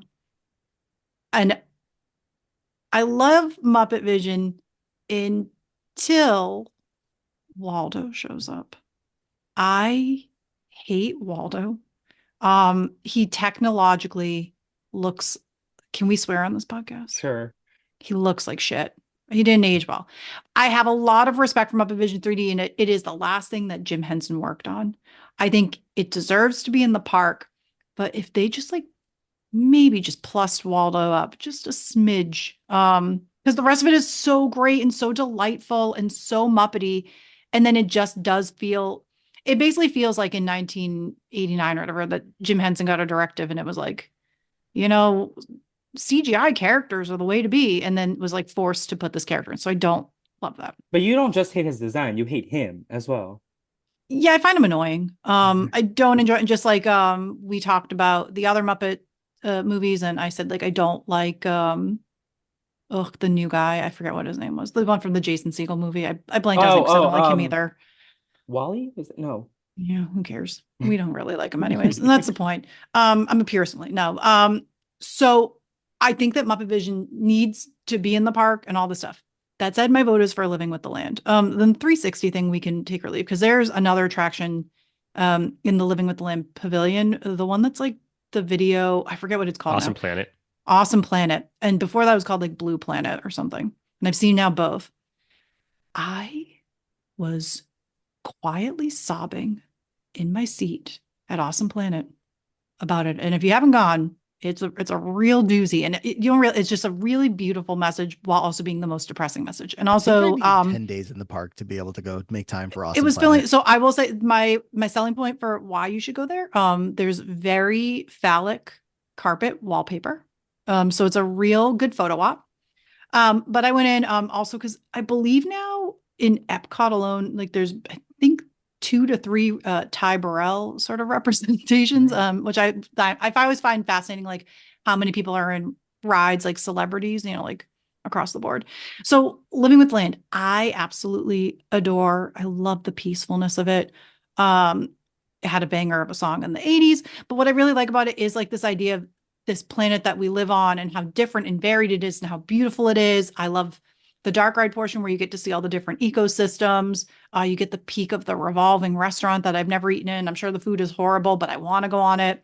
And then I really love the greenhouse. I like to see all the plants. I find it warm and comforting. And I've really enjoyed over the last like few years that they used to just label and they'd be like banana tree. And it's like, great. And they'll be like, banana tree made in the bananas foster at the caramel couche, like they explain to you. So like when you're going to the festivals of like where this is going and how it's harvesting it, the fish part's always a little weird to me.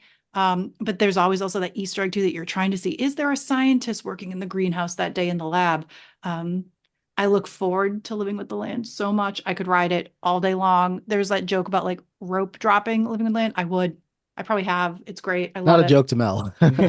No joke to me. I've fast passed it, which is always humorous because nobody's in line. There's rarely a line. If there's a line for Living with the Land, just know that means that the park is at a 9 or 10 capacity. Yes. All right, Jonathan. Yeah, so I understand the hype around Living with the Land. I understand the nostalgia and the like Epcotiness that people feel with it. I didn't grow up going on it all the time, even though we did go to Epcot a lot. I don't know why. It wasn't something my parents were leading us towards, so I don't feel necessarily that nostalgia for it. Though now that I have been on it multiple times as an adult, I get it. Like the greenhouse is very cool. The dark ride aspect of it is it's interesting, and it's a boat ride, so Matt loves that. Um, but Muppet Vision is my childhood. Like I grew up on the Muppets. I love the dumb jokes. I love Fozzie's puns.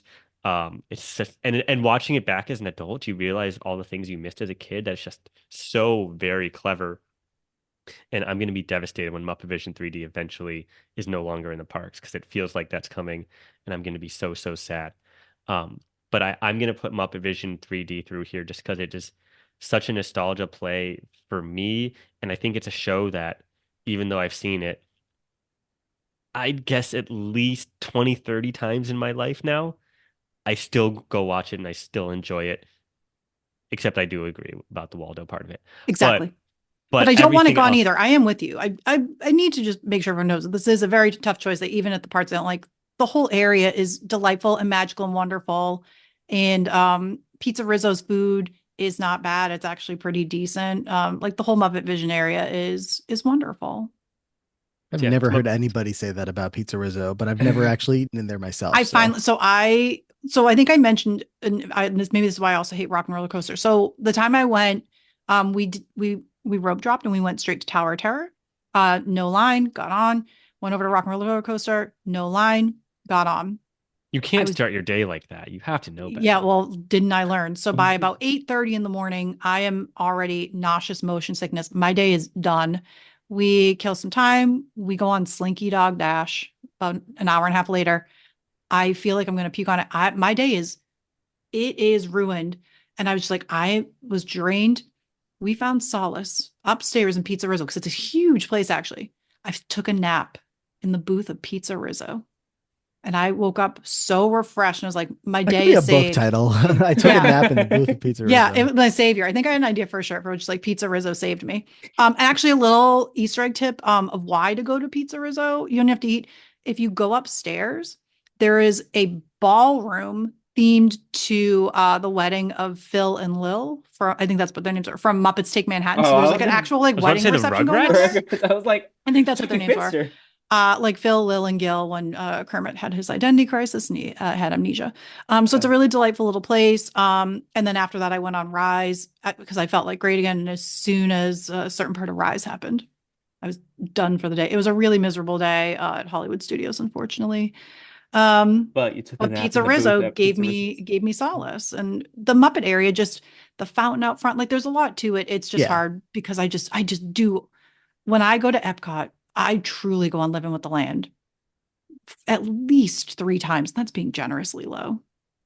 I love it, and they now have it Christmasified with lights. All right, Matt, you got to break a tie. Um, do you know where I'm voting, Jonathan? Do you know No, my I answer? don't. Oh, I you actually really don't? don't. I do No. feel like this is Oh, a tougher one of this side of the bracket. I think they're both great attractions in different ways. yeah. Look, if Muppet Vision is ever going to go away, it's going to be really hard to take, but we can at least practice how that's going to feel, at least in this bracket for now. Just trying to, understand what that feeling may be like. You were going to send Tiana's away. You tried and failed, and I feel bad, but I can't feel unjustified. And it's nothing to do with you. It's everything to do with living with the land. It's always been one of my faves. Mel and I have always had this in common. It is, I have been to Garden Grill when I was a kid. The restaurant that you get to pass by in that ride. Is that with It's Chippendale? it's say again. Do Chippendale hang out Chippendale, there? yeah, Yeah. yeah, yeah, Yeah. yeah.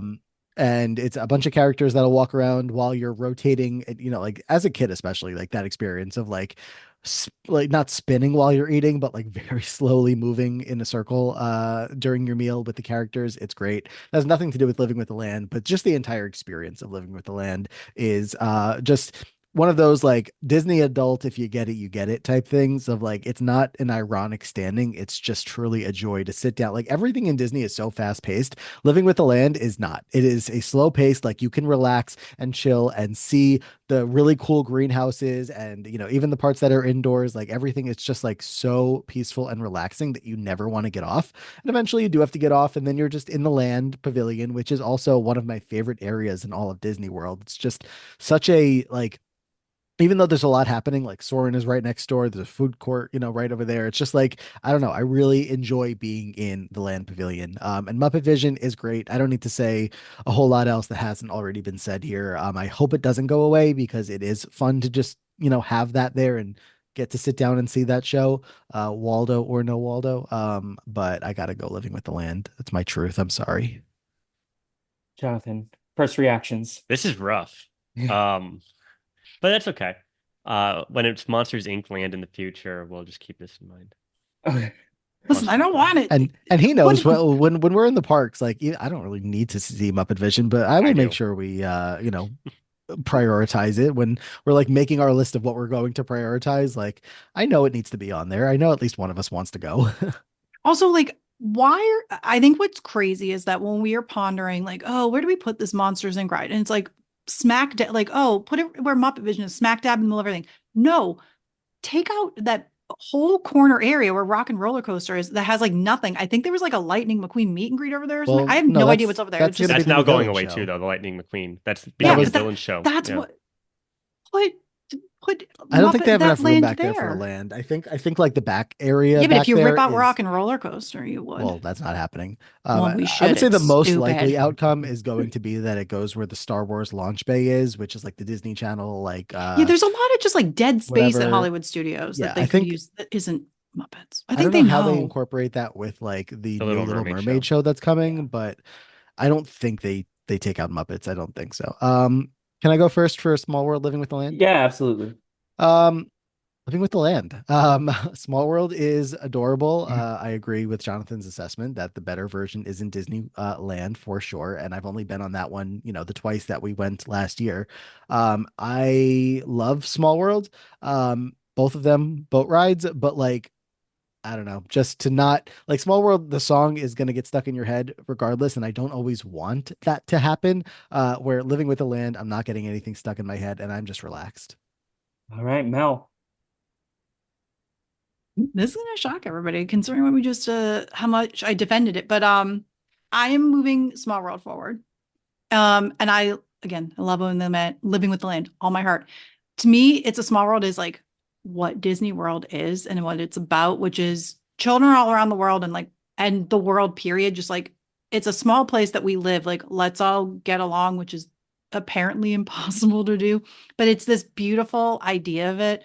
And that final scene, spoilers for It's a Small World, where they're all like, you see them all in their own traditional custom garb, and it's in all the color and whatever, but they all come together and it's just kind of like this one united front. It looks like the best carnival I've ever seen in my life. I want to get off there. I'd love to be walked off there, though. Actually, I would love to get walked off on Living with the Land. Honestly, any ride, let me get a walk off. But yeah, I've got to go for Small World simply because it is Disney. People take their clothes off on It's a Small World. It's not really That is got a great reputation true. these Forgot days. about that guy for a minute. Oof. JoFo. I'm putting Small World through. I just think it's like what Mel was saying. It's classic, iconic Disney. I think is it Small World or Disneyland? That's the original ride. But Small World or Disneyland? I mean, I know what sorry, you mean. Magic Kingdom or Disneyland. That's I think the original is Disneyland. I think it was original Okay. Disneyland because it was a Yeah. World's Fair Yeah, thing as right. well. But it is one of those rides that's like it has been a part of Disney Yeah. for It's like an OG. I think it was since the originally World's day Fair, one. like since the 60s. So it's going through for me. I wish they would update it to be similar to the Disneyland version. It's not that hard of an update to make, if we're being totally honest about it. You just have to plop some characters in. You have to put Woody and Jesse in the South, the Texas area. You just But I have to put love that it's not touched. I mean, I do think it's adorable, by the way, in Disneyland. Like I do find delight in that. But there is a beauty that it still hasn't been touched, and there's no IP in Florida. Gives you a reason to go out to California. That's fair, but it's going to be Small World for me here. They could also update the boats and make them a little more height sensitive if you're one of the taller folks, because that and the Matterhorn, ugh, those hurt my knees so much. Yeah. Yeah, height's not a problem for me, unfortunately. So, All right, JoFo, let's stay with you. Buzz Lightyear and Small World. I think this is clear for me. Based on what we've talked about so far, I'm putting Small World through. Matt, Buzz. Mel, break it. It's Small World. And I know I just said that, like, oh, I love that's not touched by IP, but I did just remember that I suggested to my friend that we change our planned dates for our Tokyo Disney trip to accommodate the fact that they're going to put Marvel characters briefly in It's a Small World there. So I am guilty. Ant-Man? How does that make sense? I don't know. And I was like, I could, But you have to find out. Yeah. to see a little Groot somewhere. I don't know. I can't wait. I don't look up anything about the international parks because I do want to go and not be spoiled. I think there should be a group trip, like Shanghai It needs Disney, it needs Tokyo to happen. Disney. Yeah. Yeah. All right. So with that, also before we move on, JoFo, was that at all like a revenge vote for Small World to go through? Or No. Okay. Small World Yeah. would have always gone through over Living with the Land. Small World About the Land is the hardest that I've had to think of stuff in between because these are like my go-tos, the same thing. I go on Small World several I was times as expecting to make Mel have to make a tie vote there, so, or a tie breaking vote. Yeah, I was surprised too. I thought it was. I actually wasn't sure though if Matt was going to choose Buzz. To be honest, in between, I was like, Small World is I'm a pretty Buzz classic, boy. but you're Buzz boy. Buzz boy. He gets whatever Space Ranger like every time. Whatever That's not every time, just like twice. The Galactic. I just use it to like take whatever. a good photo Galactic op pretty hero. much at the end. But I will say at the Buzz Lightyear, I do want to give a shout out. One time I stupidly wore like good sunglasses on the ride and I dropped them and I told them that and they found them for me and they Oh, wow. went and brought them back. And I was surprised. I just thought like, gone in the ether and that's why I hated Hmm. it. But great cast. All right. Next we have It's Tough to Be a Bug versus Kali River Rapids. Matt, let's start with you. I like the River Rapids. I like a water ride in general, which as you can tell by Tiana's. But it's so short. It's so like it's not as exciting as you think it's going to be. Jonathan just got to go on for the first time recently, I think the first time. And I warned him it was going to be short, and then when it ended he was like, wow, that was short. I was like, I literally told you that. I warned you. But and then as far as Stuff to Be a Bug goes, it's funny, this is an attraction on its way out, in its last however many months of operation. But like, I don't know. So this is kind of tough, but I think the overall show of Tough to Be a Bug, like getting to be in the tree in the same way that like, when you get to be on Spaceship Earth inside the Epcot ball, like, when you get to be like inside the centerpiece of the park, even just walking through Cinderella's castle, you're like, I'm in the thing. So like that gives it points. And the whole show of It's Tough to Be a Bug, like while my mom has never seen it because she doesn't like bugs and truly would never go on it, if you can overcome that, it's cute enough. Whereas Callie is like, you go in with these expectations, oh, a fun water ride, and then there's like one cool drop, and then otherwise either you walk out soaked or you don't, but either way you're not super satisfied because it wasn't very long. They do it a lot better. What's the ride in Disneyland? Grizzly River Run. Yeah, that one was so much better. Tough to Be a Bug. All right, Mel. I'm also going to vote for Tough to Be a Bug. I've actually done both of these Animal Kingdom first. I hate being wet. Kali River Rapids, I not only got wet, soaked. As I said, it does not matter. And by the way, everybody else on that boat, dry as a bone, except for me. And Kali River Rapids not only gives you wet butt, gives you soaked feet. That is at Disney, the worst thing you can have is a soaked wet foot for the You got to day. pick your feet up and put them You on got the to pick little your feet ledge. up. Oh, Yeah. well, I even had the raincoat on. It was hate it. But It's Tough to Be a Bug, I thought was super cute. If you had my friend who was with me at the time, she hated it. Did not expect that when you get poked, she was miserable the rest of that day. It was raining. But I think it's a cute show. It's got some animatronics. And like Matt said, I hadn't even thought of the fact, like, yeah, you get to go into the big tree of Animal Kingdom, which is pretty iconic. Yeah. All right, JoFo. Yeah, my favorite part of It's Tough to Be a Bug is that they like, it's the 4D experience where they have the smells and they have the whatever getting sprayed at you. But they also do like the air pops. And so it's sensory more than, or Yeah. not sensory, it's feel also Yeah. that they add to the 4D because you have the air pops, you You have have the the things bugs crawling running on you. Yeah. at the end of the show, which people will get freaked out by. I guess if you don't know it's coming, it would If you're a freak you kid, I out. can But like, understand well, as a former I feel like it's kid. mostly adults who are the ones who Okay, get yeah. freaked out by it. Um, but I find that really fun. It's a show that doesn't work anymore, like literally. I can't remember the big bad from A Hopper, Hopper. Bug's Life. Hopper, uh, yeah. canceled. Um, but like he barely works anymore, and they just I Oh, think haven't bothered. I thought you meant like by who he's voiced by. Oh, who's he voiced by? Or Kevin should we not? Spacey. Oh, But in the really? park, he's Yikes. not. In the park, Oh, though, okay. I don't Oh, know. he declined to do the park one. Which well, anytime when people surprising in decline, retrospect. that also should bring things down a point to me. If you can't, like, then don't do the movie. But anyway, yeah, I didn't realize that was Spacey. Yikes. But he like barely works anymore at the park, and they just aren't bothering anymore because it's about to be the Zootopia attraction.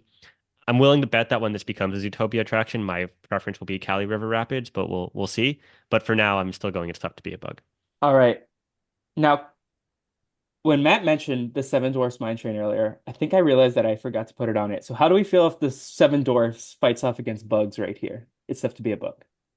Just like A Just like a play-in. random Fighting play in. in. Yeah. Okay, let's do Well, it. I'm looking at the rest of the list. Well, This is yeah. I'm like, there's probably something else here that we could just like knock out. I'm not throwing out Grand Fiesta Tour. No, can we throw out the seas with It would Nemo have in been front? Star Tours. Yes, Oh, I would that's- get rid I of yeah. don't- Either I would get rid of either. I would swap in it for Well, the Seas or Star Tours, either one. Let's just make that a three-way matchup at the very end. okay. And we'll Yeah, I choose like between that. those Cool three. with everyone? Okay, cool. Yeah, true. Because then it's a cross park representation. Awesome. Huh. All right. Soarin' versus Grand Fiesta Tour. This one's gonna hurt me, regardless of what happens. I think I know what's gonna happen, but let's start with JoFo. Oh boy. I loved Soarin', 20 years ago when it came out. It was inventive. It was Soarin' over California. And again, we're hitting the themes. Soarin' over California is one of my favorite things. When you have the orange smell that hits you, it's just like, it brings me back to my childhood. And unfortunately, we just missed Soarin' over California when we went, I think earlier this year. We missed it by a day or two in Epcot. Um, Soren's a great concept. I think it's just desperately in need of an update. Because it's been 20 years and it's a great ride system that I feel like it's great for people who haven't been on it before, but I just feel like it's really wasted on people who are repeat viewers. Grand Fiesta Tour is a hidden gem. The Disney adults know it, but I don't think that there are that many people going to the back of the Mexico Pavilion to go on a boat ride that they barely even know is there, and that's not really advertised as part of the parks. It's Donald, so it's the Three Caballeros, but including Donald, it's very cute. It's a nice, relaxing boat ride in the part of the park where you need nice, relaxing indoor things. So I think my vote here is going to be the Grand Fiesta Tour. Matt. Grand Fiesta Tour is a hidden gem and I like it a lot. I discovered it as an adult. I don't think we ever made our way back there when I was a kid, so I have no nostalgia for it. Toward it. That's funny. But Soarin' I do have nostalgia for. I do it does hold up even though it's not maybe the superior version of the ride. I'm still happy to go see Patrick and be invited onto his ride and be told to make sure that everything take my hat off when I'm not wearing a hat.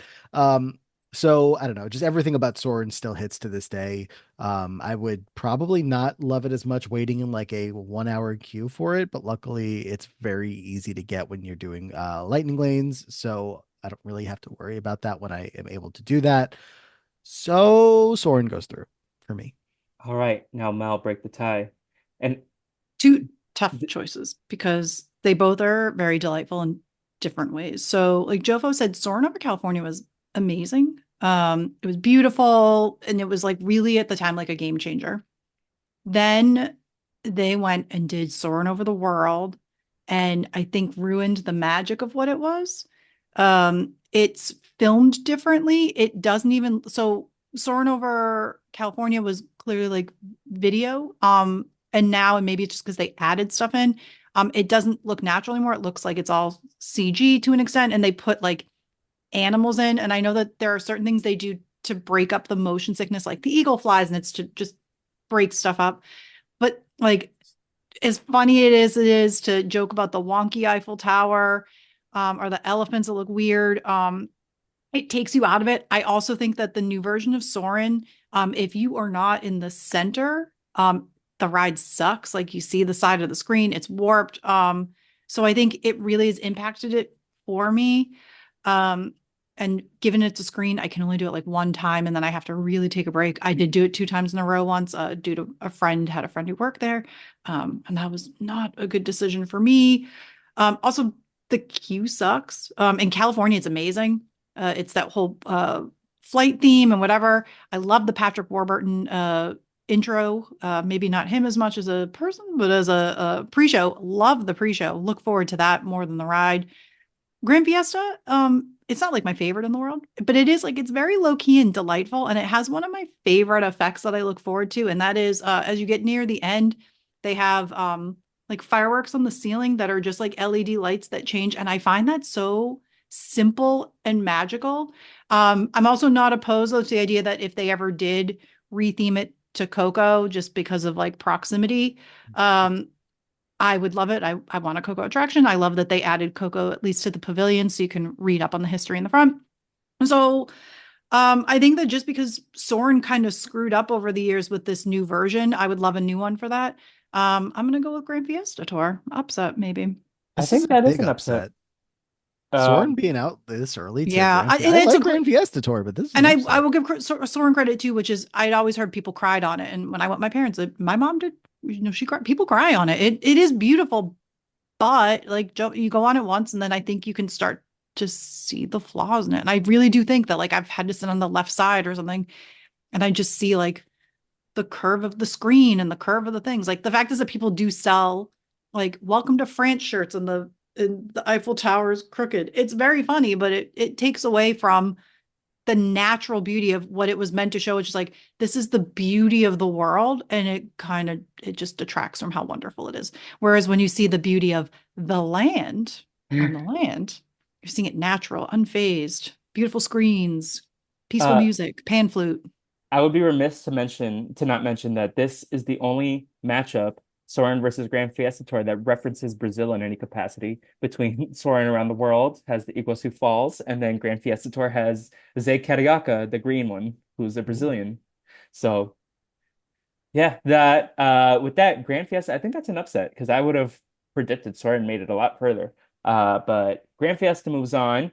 Now we got It's Tough to Be a Bug versus the Grand Fiesta Tour. Mel, let's start with you.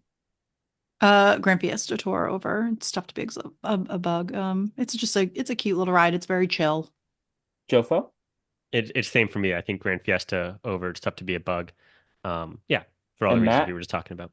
Same here. I'll take a boat ride. I love a boat ride. I'm with Matt here. Yeah, All same. right. So Matt, if you want to start us off, Jungle Cruise versus Haunted Mansion. It's a boat ride, Matt. Right? It's a boat ride that I don't care much for. Jungle Cruise I can go on once every couple years and I'm fine. The jokes don't rotate for me anywhere nearly as much as I'd like them to. Frozen does, as I was saying earlier, like they really do kind of bring in some fresh new stuff pretty often. Jungle Cruise, I feel like I'm just hearing the same things over and over again. I'm lucky if I hear one new joke along the way. I love a good lame joke, a pun, a dad joke, whatever it is. Like I can do it if it's good, but again, once you hear it for the first, second, or third time, once you hear it again after that, you're like, okay, I already heard that one. Whereas Haunted Mansion is very classic Magic Kingdom and, hits 10 out of 10 times that you go on. The both versions in Disneyland, Disney World are really good. Disneyland, of course, has the advantage of the Christmas themed version of it, Nightmare Before Christmas, before Halloween, whatever the hell the movie's called, version of it. So there's a lot more that you can get out of the Haunted Mansion. So it's an easy Haunted Mansion moving forward for me. Mel. This one is one of the hardest for me. These are two of my favorite attractions. So one thing about Jungle Cruise is I really love the updates they did to take some of the stuff out. I love the introduction of the chimps that took over the boat and they're so silly. The main thing I love about Jungle Cruise is the skippers. I love the jokes. The con of Jungle Cruise is it is very skipper contingent. And if you have a skipper who's had a long day or doesn't really like it, it can be I've had instances where it's been great. And when it's been phoned in, when you have a great skipper, it is the time of your life. When you have one that's just doing it, it's not as fun. And that's tough for me to say because I really look forward to it. My other con of Jungle Cruise is they have the Christmas overlay, the Jingle Cruise. And I can tell you if you think, Matt, that the jokes don't rotate, go on the Jingle Cruise. It sucks. It really, for me, it ruins the ride. It's one of the reasons I've said, I need to stop going during the holiday season, because it just ruins it. Versus Haunted Mansion, a classic. This is just so hard. I love them both. I always said I wanted to be a Jungle Cruise skipper. I feel like that's my dream job. And I've had some great skippers, but Haunted Mansion is it just hits every time. It's so good. It's that one that when it's closed, I feel disappointed. And so I do with Jungle Cruise, but Haunted Mansion it's very different. I've had times where I couldn't get on and I have felt oh, something's missing. It just takes you in such a vibe. I like the updates to the queue. And the ride itself is phenomenal. And so is typically all the workers there are really into it as well. And the line doesn't feel as terrible to wait in as the Jungle Cruise line can feel ages and ages That and is one ages. of the Pros worst you can queues. let a It's lot of people so on. cramped. The But Jungle I will Cruise. say I do hate post stretching room. That fight to get into the line to get in through there is one of the worst design mechanisms at Disney. I'm Yeah, I shocked they haven't mean, figured you just something out have yet. to It's remember horrifying. that you're all getting the same place and it's Yeah. not worth the Yeah, fight. If you can place yourself by the door that opens up, great. If not, you'll all get there eventually. It's not going to be that much of a difference. And by the way, hello, Haunted Mansion. You see this? You see exactly. this? You see this? You see That's the this? best part of that room. I was going to say the artwork, and it's another ride, like I said, with it's a small ride that every time I find a new little detail, the rides that have incredible amounts of detail and little things here and there, it just gives you something new to look forward to each time. Or that's how I tell myself to go on it, which is why am I going on this again? I've done this 50 times. It's oh, because I just saw this ghost for the first time at the dinner table do this. You just have to look for that new stuff each time, and it keeps the ride fresh every single time. So I'm putting through Haunted Mansion as much as it pains me as a Jungle Cruise fan. JoFo. I'm also putting through Haunted Mansion. I think, it's floor to ceiling in every single room. It's just an incredible amount of detail. It's a Disney classic. I know we're not only talking about Magic Kingdom here, but Haunted Mansion Holiday in Disneyland is incredible. The overlay they do with Nightmare Before Christmas.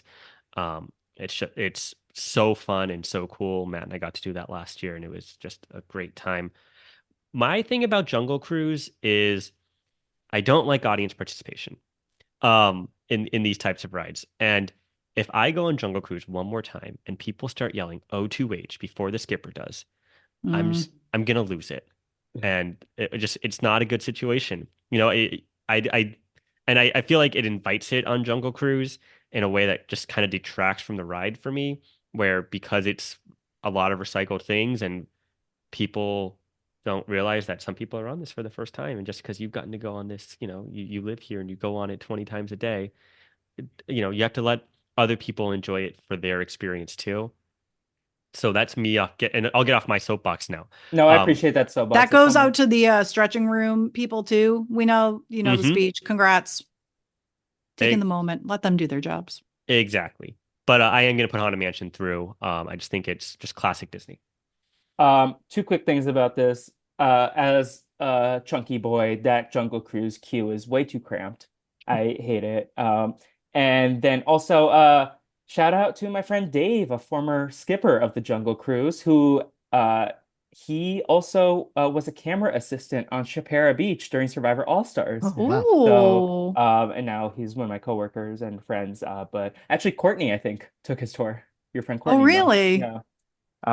Yeah, so shout out to Dave, who great guy, phenomenal skipper. And if Mel, if that you want that to be your retirement job one day, let me connect you with Dave.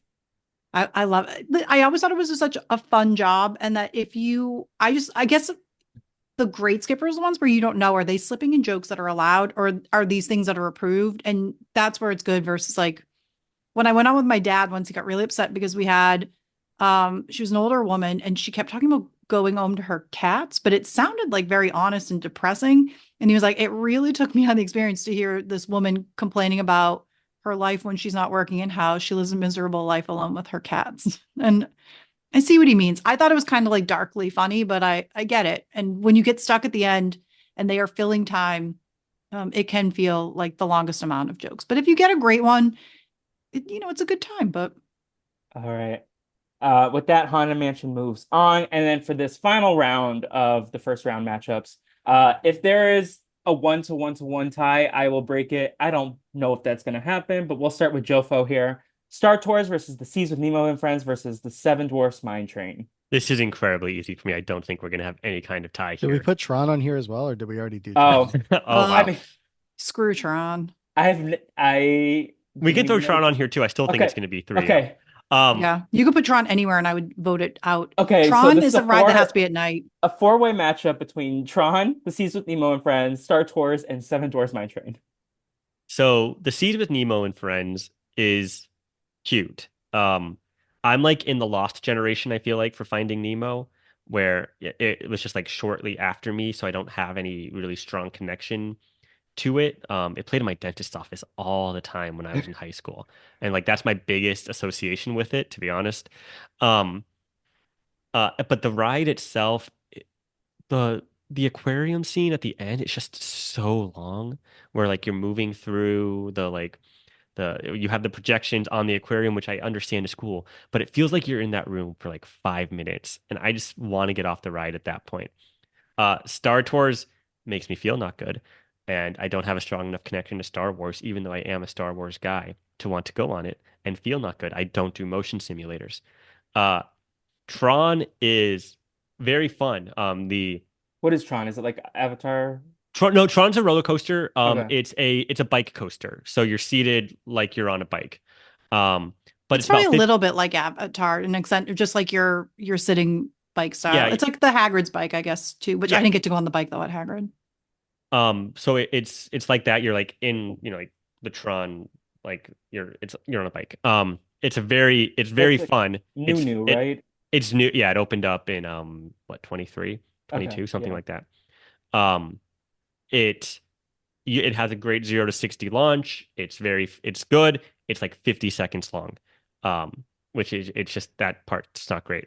Seven Dwarfs Mine Train though is my vote here to go through.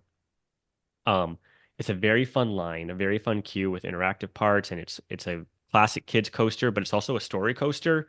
And it's also a unique coaster in the sense of the ride vehicle, which is it's meant to mimic a mine train where the cars rock side to side in addition to going forward and back, but not in a way that makes me feel bad. Um, so I'm voting for Seven Dwarfs Mine Train here. It's fun. I think the show scenes are very cool where you slow down and kind of go through the mine itself. It's cute and it's bright, and it's getting my vote. All right, Matt. Yeah, Star Tours is very quickly out of contention. I would never go on it willingly. You don't feel good afterwards. Tron is fun. It's a, brand new roller coaster. It's like a minute long, which I think is the perfect length for it. The time that we got to go on, we were like, that was fun. Did not need to be longer, so I'm fine with the length there. So then it comes down to Nemo and Seven Dwarfs, and I really like Nemo. I love going through a story. The story of a ride in any capacity, whether it's this one or like Little Mermaid, like they're all just cute to like sit there and relax and be in your clamshell or be in whatever ride vehicle you're in and go through it. So I'm really torn between Nemo and Seven Dwarfs because I agree that the part of the ride that is going through it's almost like going through that story type part of a ride that like Nemo has or Little Mermaid has, but you're just on a roller coaster at the same time.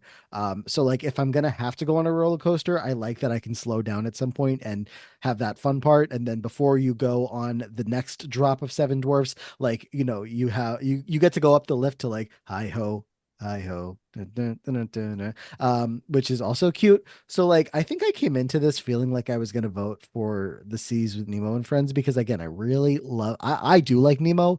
I was a big Finding Nemo boy, and I still am, but I guess I'll be a little bit more I don't know, whatever, and I'll give it to Seven Dwarfs. Mel.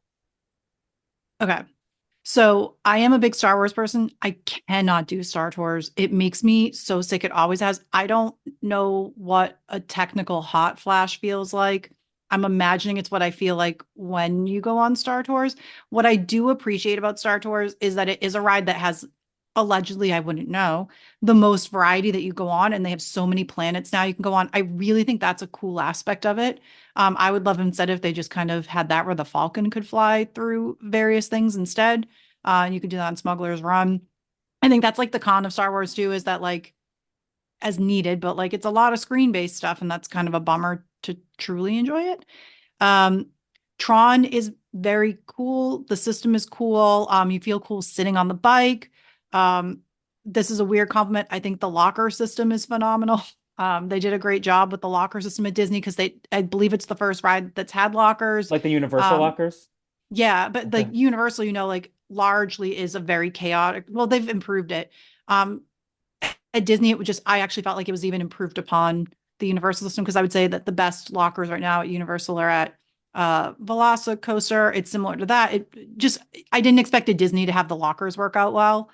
Yeah, Um, Felipe, for your learning here, if you I don't that's the wrong way to put that. But you put the locker in on one side, and then the exit line, you're on the other side of the lockers. So you open up the locker from the other side, so you don't have to yeah, cross paths with people who are just getting on for the first time. Oh. It's very cool. It's yeah, a technological feat. and it's labeled a lot easier. Like they're numbered. Because I feel like that is vaguely what Velocicoaster is, but I just feel like you get out of it and it's like a labyrinth of lockers There's there to also like, at compare least it. in the California ones, it's like different colors for the mummy. It's like, oh, did I Yeah, leave it under the gets black and the red? What number? Like, And it's not about how, like, I think you probably did scan your magic band. Right? It's just like easier than the universal experience. But I will say with Tron, it I bet it would have been incredible at night. I thought it was fine during the day, but I think it is if this was at night or always dark, it would be a lot cooler because it lights up. And that is like Tron is a light up movie, for lack of a better way to describe it. So I liked it. So then the Seas with Nemo and Friends, I think, is a really delightful upgrade to what it used to be, which is I'm assuming you just kind of took the ride through tanks. I don't know. I think it's super cute. And I do like the projection at the end, though I feel like they always seem to get the most boring tank action. So you're going and you're like looking to see like a dolphin and like it's very rare. My common Nemo and the seas now is just that I feel a lot of it is broken and they haven't put the effort in. The anglerfish doesn't work the way it used to. The jellyfish don't work the same. And like Jonathan said, like you seem to get trapped there a lot. It is a ride that I'm assuming like for accessibility, getting on and off or slowness, like I do feel like you get stuck a lot there. And that And allows you to really take in. in that room, you don't know if you're stuck or not. Like you can't Right. tell if you're moving. You don't know what's going on. Yeah, because they like if I've gotten stuck in that turtle, the crush one, and it is as a person who gets screen sickness, like watching that water move for a long time, it's a lot. But I do think it's a very cute ride, and I think it's a smart way to do it. And obviously, the outside of the pavilion with the seagulls is absolutely brilliant. You can sit and watch that for a half hour and just laugh the whole time as they go mine, mine, mine. But my vote is for the mine, mine, mine train. Ha ha ha. Terrible joke. I love the Mine Train. It is so smooth.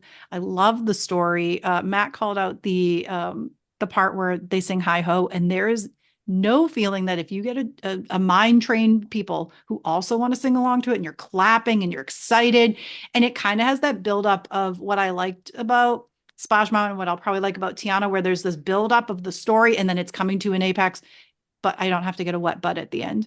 And I like that it ends at the end and you get a little bit of animatronics. I think it's just a super cute ride. I love also that the on-ride photo is just kind of like low key done because you have your magic bands on. I think that's always interesting, though sometimes it captures you in the least exciting ways, which by the way, going back, that is the worst part of Test Track, by the way. Stop putting on-ride photos in areas where people look extremely apathetic because every Test Track photo, nobody can see this at home, but is just like looking half asleep.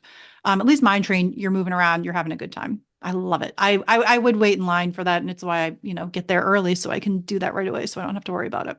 I've only been on Mine Train once, so my vote probably was to the Seas with Nemo and Friends for nostalgia, but I'm excited to like go check out Mine Train again next time I'm at Disney World because it's I, going on like 6 years or so that I have yeah, been. I will say one of our friends used to work the Seas with Nemo and Friends, so that's a point in favor of it. So Fun. shout out to Max. They're Awesome. all, yeah, by the way, if when you do go to the Seas, the cast members who work there are really awesome people, super nice. And it does have a very cool queue at Nemo too, which you can walk through typically very quick. I don't think I've ever had Yeah. to wait And it's in like that a ride. 2-in-1 kind of ride because you get to do Crush right after if you want, and Yeah, it's a good pavilion. That's the pearl of Epcot is being the condensed in pavilion. a spot that you can just kind of bang it all out and take your time and breathe. And also, it's not part of this, but go see the manatees. Go see little Joe there. He's a longtime lifer there. He come no matter what he goes and he ends up coming back. Love it. Matt, Haunted Mansion or Seven Dwarfs? If I may, let me advance Haunted Mansion 2 spots ahead. If it goes through. Because I'm ready to see Haunted Mansion in the finals here. Seven Dwarfs is great, but it's not Haunted Mansion. Mel? It's gonna be Haunted Mansion for me. Enjoy JoFo? Mine Train, but it's It's Haunted Mansion 2 spots for me as well. So I yeah, think we All should right. just start talking Haunted Mansion versus Small and World no here. disrespect to Grand Fiesta Tour. It's just another level of it. If Grand Fiesta could get a good plus up, or like if maybe where there are screens now, there was something else, like a different element than tourism footage, as all of most of the pavilions are deep down just, One of the tourism things we things. didn't mention during the Haunted Mansion earlier discussion is like all the inside jokes that you can have from it. And we discussed this with like the Muppets Haunted Mansion podcast that we Yeah. did, Mel. But like, if you know, you know with the Haunted Mansion. Yeah. All right. So then let's start with Mel. Oh my Small World. God. Do you want me to go to you last? What if we just discuss it for a few Okay, yeah, discuss and it. then we could all vote? Because I feel like there's a lot to this. So basically, to me, these are like they're top tier here. I love them both, and they're similar-ish in a way. They're slow moving.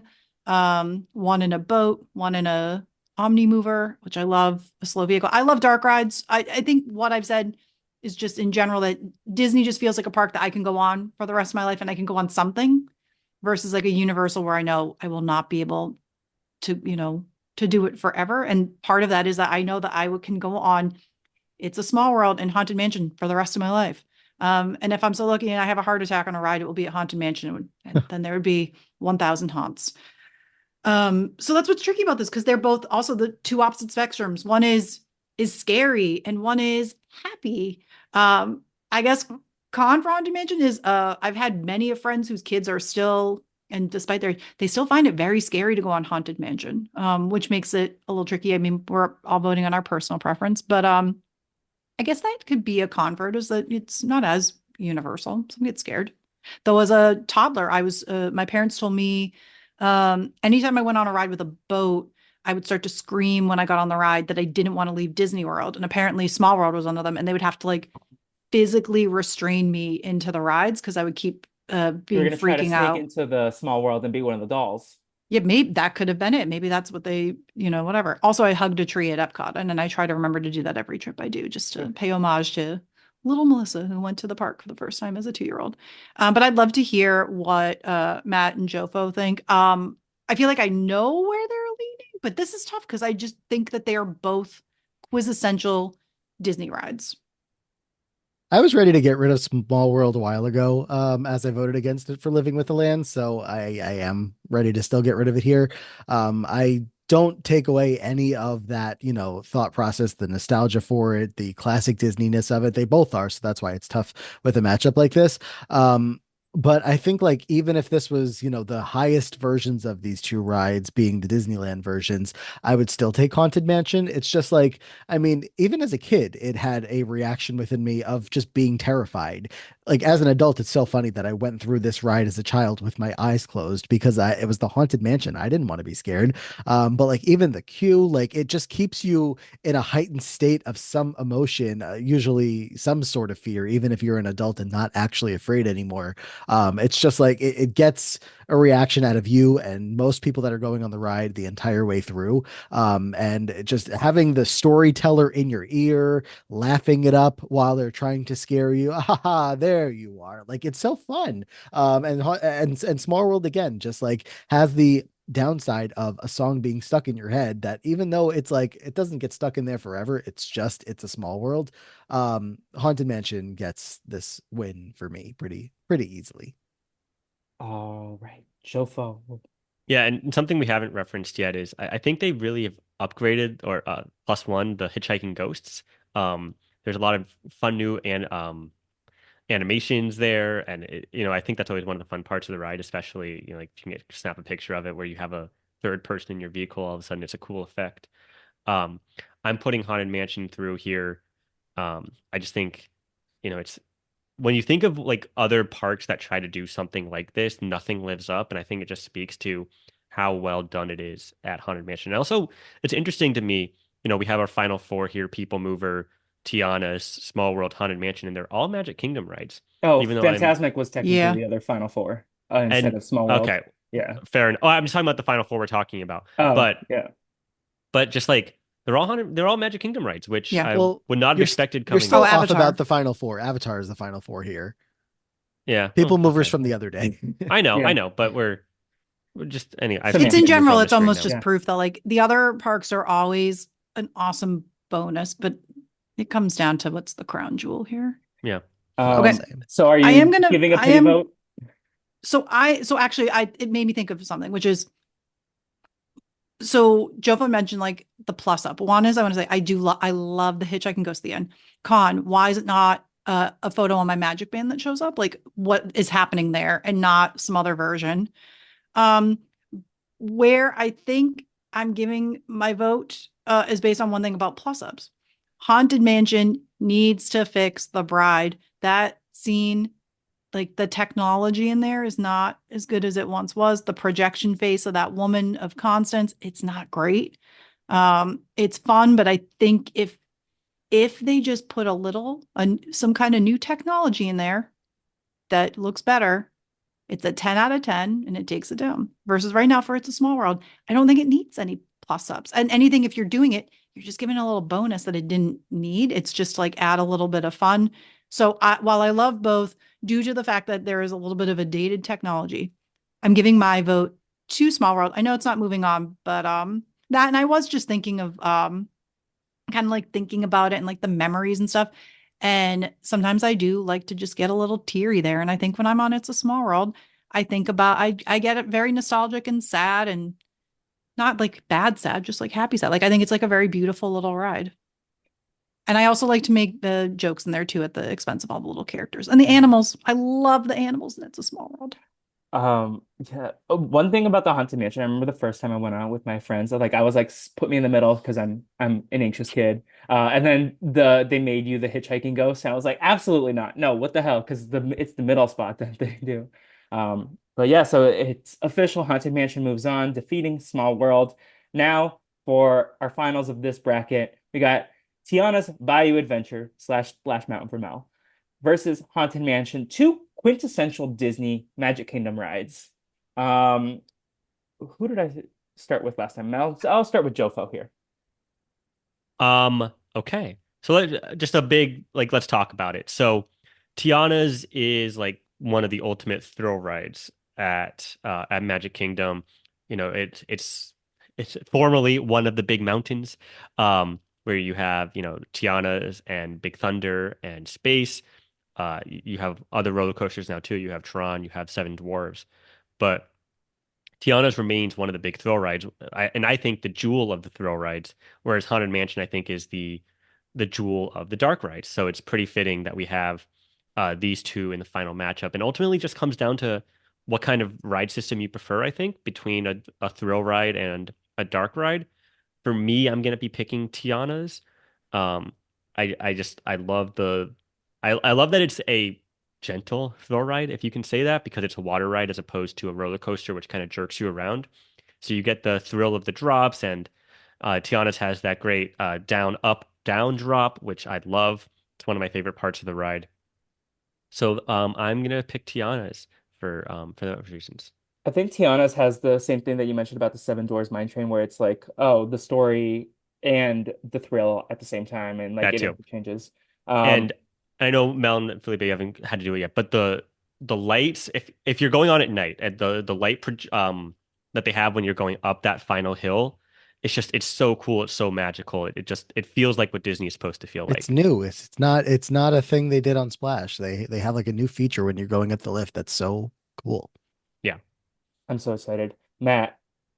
Actually, you might want to be. I feel like Okay, Matt will be the Mel. tiebreaker between because Okay. I'm voting Haunted Mansion. Obviously, it was hard enough for me to choose between that and It's a Small World. But I'm Haunted Mansion. I buy merch for it. I look forward to it. I go on it multiple times.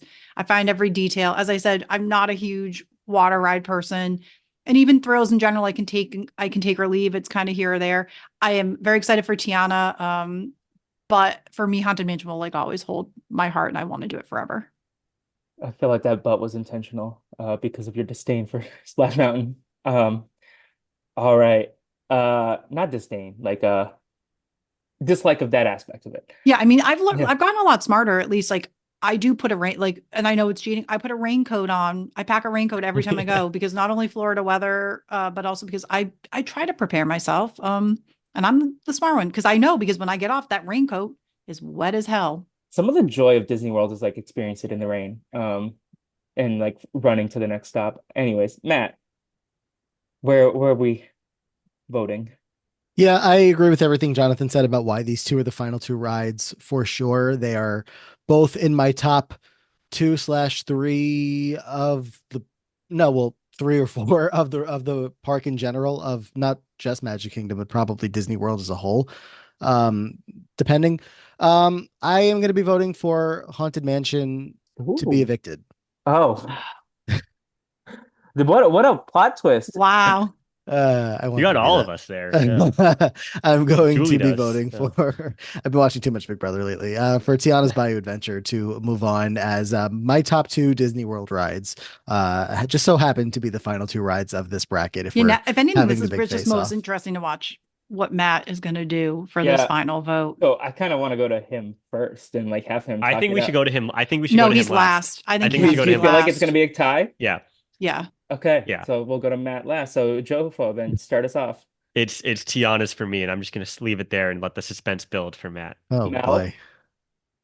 is Yeah, it the people mover? and obviously Just for the I'm audience, I'm a people people mover versus mover. Tiana's.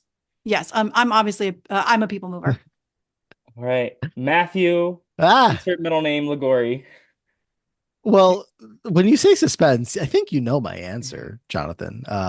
But just because you know doesn't mean everybody else knows. I let me. Yeah, when it comes down to it, um, I love both of these rides a lot, obviously. The People Mover is just the perfect slow moving ride that is like long enough that you can relax while still going on a very enjoyable ride, going through the entire land of Tomorrowland, seeing like what people watching the entire way through. And if you stop, great, you get to be there a little longer. Again, you can do some mobile orders, you can just hang, you can do whatever you want to do. You can go on twice and be up there for a half hour, just riding around Tomorrowland through all the different attractions, seeing all the different sights, seeing the castle, seeing Tron. So many great sights up there. Tiana's Bayou Adventure, the most adorable story. They really have upgraded the ride. It is so much fun. I love a water ride, as I've said. Love going through, the log flume, ride mechanics of everything that goes on there. So they are both just top tier. Both are incredible. No other park has a good people mover, as you seem to be writing that down. Are you? Oh no, are you doing like I the don't know. Survivor thing, Felipe, where Yeah, you're I'm like doing the this It's could go Survivor. either true. way? Oh, You're trying to draw I a did letter write where my you guess could on make my it happen. iPad. If What what was your guess? I think you're gonna pick the people mover. You are correct. No other park has a people mover it's a quite great like call. the Disney World people mover. There's different versions of it in other places, not like versions, but just like that type of car that goes around a place. But not like the people mover. If one of and again, I've spent a good amount of time without the Tiana's Bayou Adventure slash Splash Mountain lately because they just keep taking it away and redoing it and having it closed for refurbishment. So I've gotten through Disney without it before. The one time that I went when the People Mover was closed was pretty close to after they had not close after they'd reopened after COVID, but like close enough where the People Mover still had not reopened yet. And I was like, my trip is ruined. My trip was just, why am I in Disney World? I can't go on the People Mover. So that's what it comes down to for me. So I'm pretty happy here. Couldn't Uh, have gone wrong though. I am very satisfied with this. Honestly, I wish the monorail served as a people mover where you could like go between all the parks, like in the rides, like you do Tomorrowland. Would the monorail have done well in this bracket? Nah. Any notable? It has like Skyliner an might have. awful smell. It smells terrible. That's Yeah. its con is there. And that smell is not one I would pay for a candle for because Notable I don't know snub what it is is. the Skyliner is not here. Yeah, That would have Skyliner is that would that. have gone Yeah, somewhat far for me. Okay, yeah. the Well, Skyliner is a real treat because there's the variety too of like all the different designs. So you're kind of waiting and you're like, who do I get? And then you get excited. Not that you can see anything. And it has very good ventilation. It's uh, fun. any notable contenders from a Disneyland version, Jonathan, that like would be top tier? Top tier in terms of Disneyland rides that don't make it over to. Yeah, like anything that could be a Hmm. Final Four contender. Maybe we'll do this in the future in Disneyland. Yeah, I mean, I think Indiana Jones certainly up Yeah. there. I think it's a better version of Dinosaur. Uh, Grizzly River Run is I've mentioned it so many times already. It's such a fun ride. I love water rides, and that's one where when I would go on it as a kid, you could just go on it over and over and over again, and there just wouldn't be a line, so you could just stay in the boat and keep going again. And it's different every time because of the boat of it. Incredicoaster is also great, though I haven't been on it in a number of years. I don't think I would feel good on it anymore. And the Ferris wheel at California Adventure as well. Either stationary or moving, whichever you prefer. Yeah. Also, I think the Cars ride, Oh yeah, and Radiator Spring Racers. Radiator I Spring Yes, haven't done Racers that one yet. is like the superior version of test. It's like absolutely. Test Track, and they're like, hey, what if we just did the part of Test Track everybody likes, but we made it that way. And also, just as a land, and I say this as like Cars top hater, the land of Radiator Springs is absolutely breathtaking, transformative, and it does feel like you are in another state. It's really beautiful there. Look at I that. also It's love part of San Francisco as a land. Yeah. I haven't been able to see that yet. And also, I know that people don't love it. And I know it's obviously probably going, but I do think the Monsters Inc. ride is pretty delightful. I need to do that before it leaves. I've never done it. Also, shout out to Silly Swings. That one's Oh, that's yeah, really that's a good. silly. Yeah, it's Yeah. cute. All right. Any And final? Oh, also go ahead. Roger Rabbit's cartoon spin, which we talked about a little bit in part one. But that's also a very fun ride in Disneyland only. Does it still exist? It does, yeah. It's Okay. Yeah. back in Mickey's Oh, what's I that? gotta Mickey's Toontown. look Toontown. it up. Yeah. Toontown. Yeah. Uh, all right. Any final thoughts on Disney World, the activity of today, or should we start doing plugs. I No, just want to thanks go for putting it now. together. It was fun. Yes, of This was course. so much fun. I feel very inspired to go on things, mostly seeing shows that I haven't seen before. And, Festival of I the keep Lion thinking King. I'm a completist and I'm like, oh, I've done like everything. And it's like, actually, you can have done everything and still Hey, not done everything, which is none of great. us have taken a nap at Pizza Rizzo like you have. So That's true. Add That that is to true. your list. Mel, the other day I was I needed a nap. It was the middle of the week this week, and I was just scrolling TikTok, and somebody was live at the Carousel of Progress, Oh, and they were about to go into the show. So I kept the live open, closed my eyes. I was out for the whole show. I woke up at so the end. peaceful. It was the perfect 20-minute listening experience for me to take a nap. I It love it. really, like, I should try that. Well, no, because I don't want to, You don't want to miss it. like, I know not that. And like, I don't want to train myself that if I like think it's so peaceful that like when I do go on the ride, I will do it. But it I think is I'm already past that point. area. I just love it. Ugh.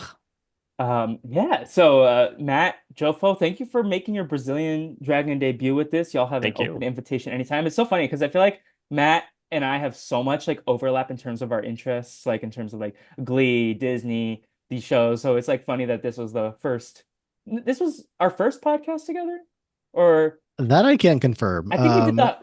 We were both on High School Musical, right? With Yes, yes, yes, okay, yes, yes. We've cool. done Renap together at Okay, least but this once. is our first like I was gonna say it's been individual. like Yeah, a lot of years, so I can't imagine it's the first ever, but yeah. it's not. But yeah, and JoFo, But this thanks is for having giving us. me throwback to those Zoom game nights that Oh we used to yeah, do back in the back. day. Yeah. But where Different can the good lifetime. people of the online communities keep up with you? Let's start with JoFo first. Yeah, so my plugs are pretty short. You can follow me on Letterboxd. I'm at JoFo322. That's where if you want to keep up with what I'm watching movie wise, find me there. Otherwise, I think that's all my handle everywhere, Twitter, wherever. So yeah, JoFo322.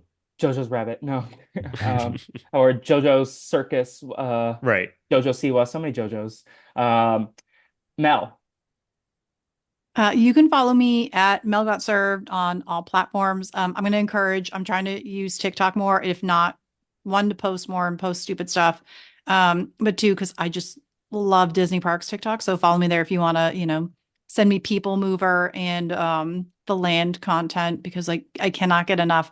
If I get any TikTok that is like the peaceful vibes and jams of living with the land, just know it's coming into your inbox every single time. I love it. And yeah, because send it to I'm me. on Twitter a little bit less now. So I'm like, yeah, Yeah, find me on TikTok and Instagram and also Instagram too. I try to do both. any Disney World content you can send to Yeah, and if Mel. anybody works and wants to give any of us free and or discounted tickets, just even a discount, That we'll part, take it. that part. A Uh, discounted hotel room, any of the above. And if anyone wants just any perks, we send love them it. our way. Um, Matt, where can all the people listen to the incredible stuff you have going on your multiple podcast endeavors? Well, first and foremost is the most Disney plug I can give for myself is I have a Disney Twitter account that I use whenever I'm going to Ugh, the my park. fave. It's a Um, great handle. I think it's Finding Gory, which Oh, it's no I longer felt Finding Ligori. I think it's always been Finding Gory, Oh, like G like U R Dory. R R yeah. O R I. Guri, In my Finding head, G I guess Finding Ligori. No, I was Nelson trying to go for Mandela Finding did. Dory, Finding Mandela Gory. affected. It Yeah. worked. So that's where I'm tweeting anything about any trips that I'm taking or just any Disney news in general. I put it over there so that to not, I guess, annoy people who don't care about Disney stuff on the main timeline, which is at Matt Ligori. But yeah, podcasting, Dancing with the Stars on RHAP, the Diary Room for some Big Brother podcasting, and the Free Agents podcast for some challenge podcasting. So lots of different things. And you recently had the attraction right out of the carousel, the sword, Taylor on the podcast. That was a Yeah, stretch of Taylor. a that was more of a stretch than the I was like, haunting where are we room. going? Yeah. Yeah, Taylor Hale, recent, not recent winner, I guess a couple years ago winner, was our latest guest as of this recording. But plenty more, very fun stuff, very fun people coming up. So it's been Yeah, fun. go check it out. It's such a good time over there and everything you all are doing always. Incredible work you're all up to. In terms of me, Brazilian Dragon Tober has come to a close. This is episode 200. I'm interested in doing something about Wizards Beyond Waverly Place. Mel's talked a lot about the tears that she's shed over the years. Hmm. The first episode made me emotional, just like I don't know, I was crying during that, but maybe we'll cobble something together. Otherwise, looking ahead towards some end of the year stuff with the holidays coming up. Maybe we'll do a Brazilian Dragon Sember. Um, in terms of me, follow me out with the Fleep, the Brazilian Dragon on Instagram for the podcast. And if you want to support this kind of content, you can support it at patreon.com/Brazilian Dragon Productions, Apple Podcast reviews, YouTube subscriptions, all that jazz. And until next time, everyone, obrigado for listening from the People Mover. Goodbye.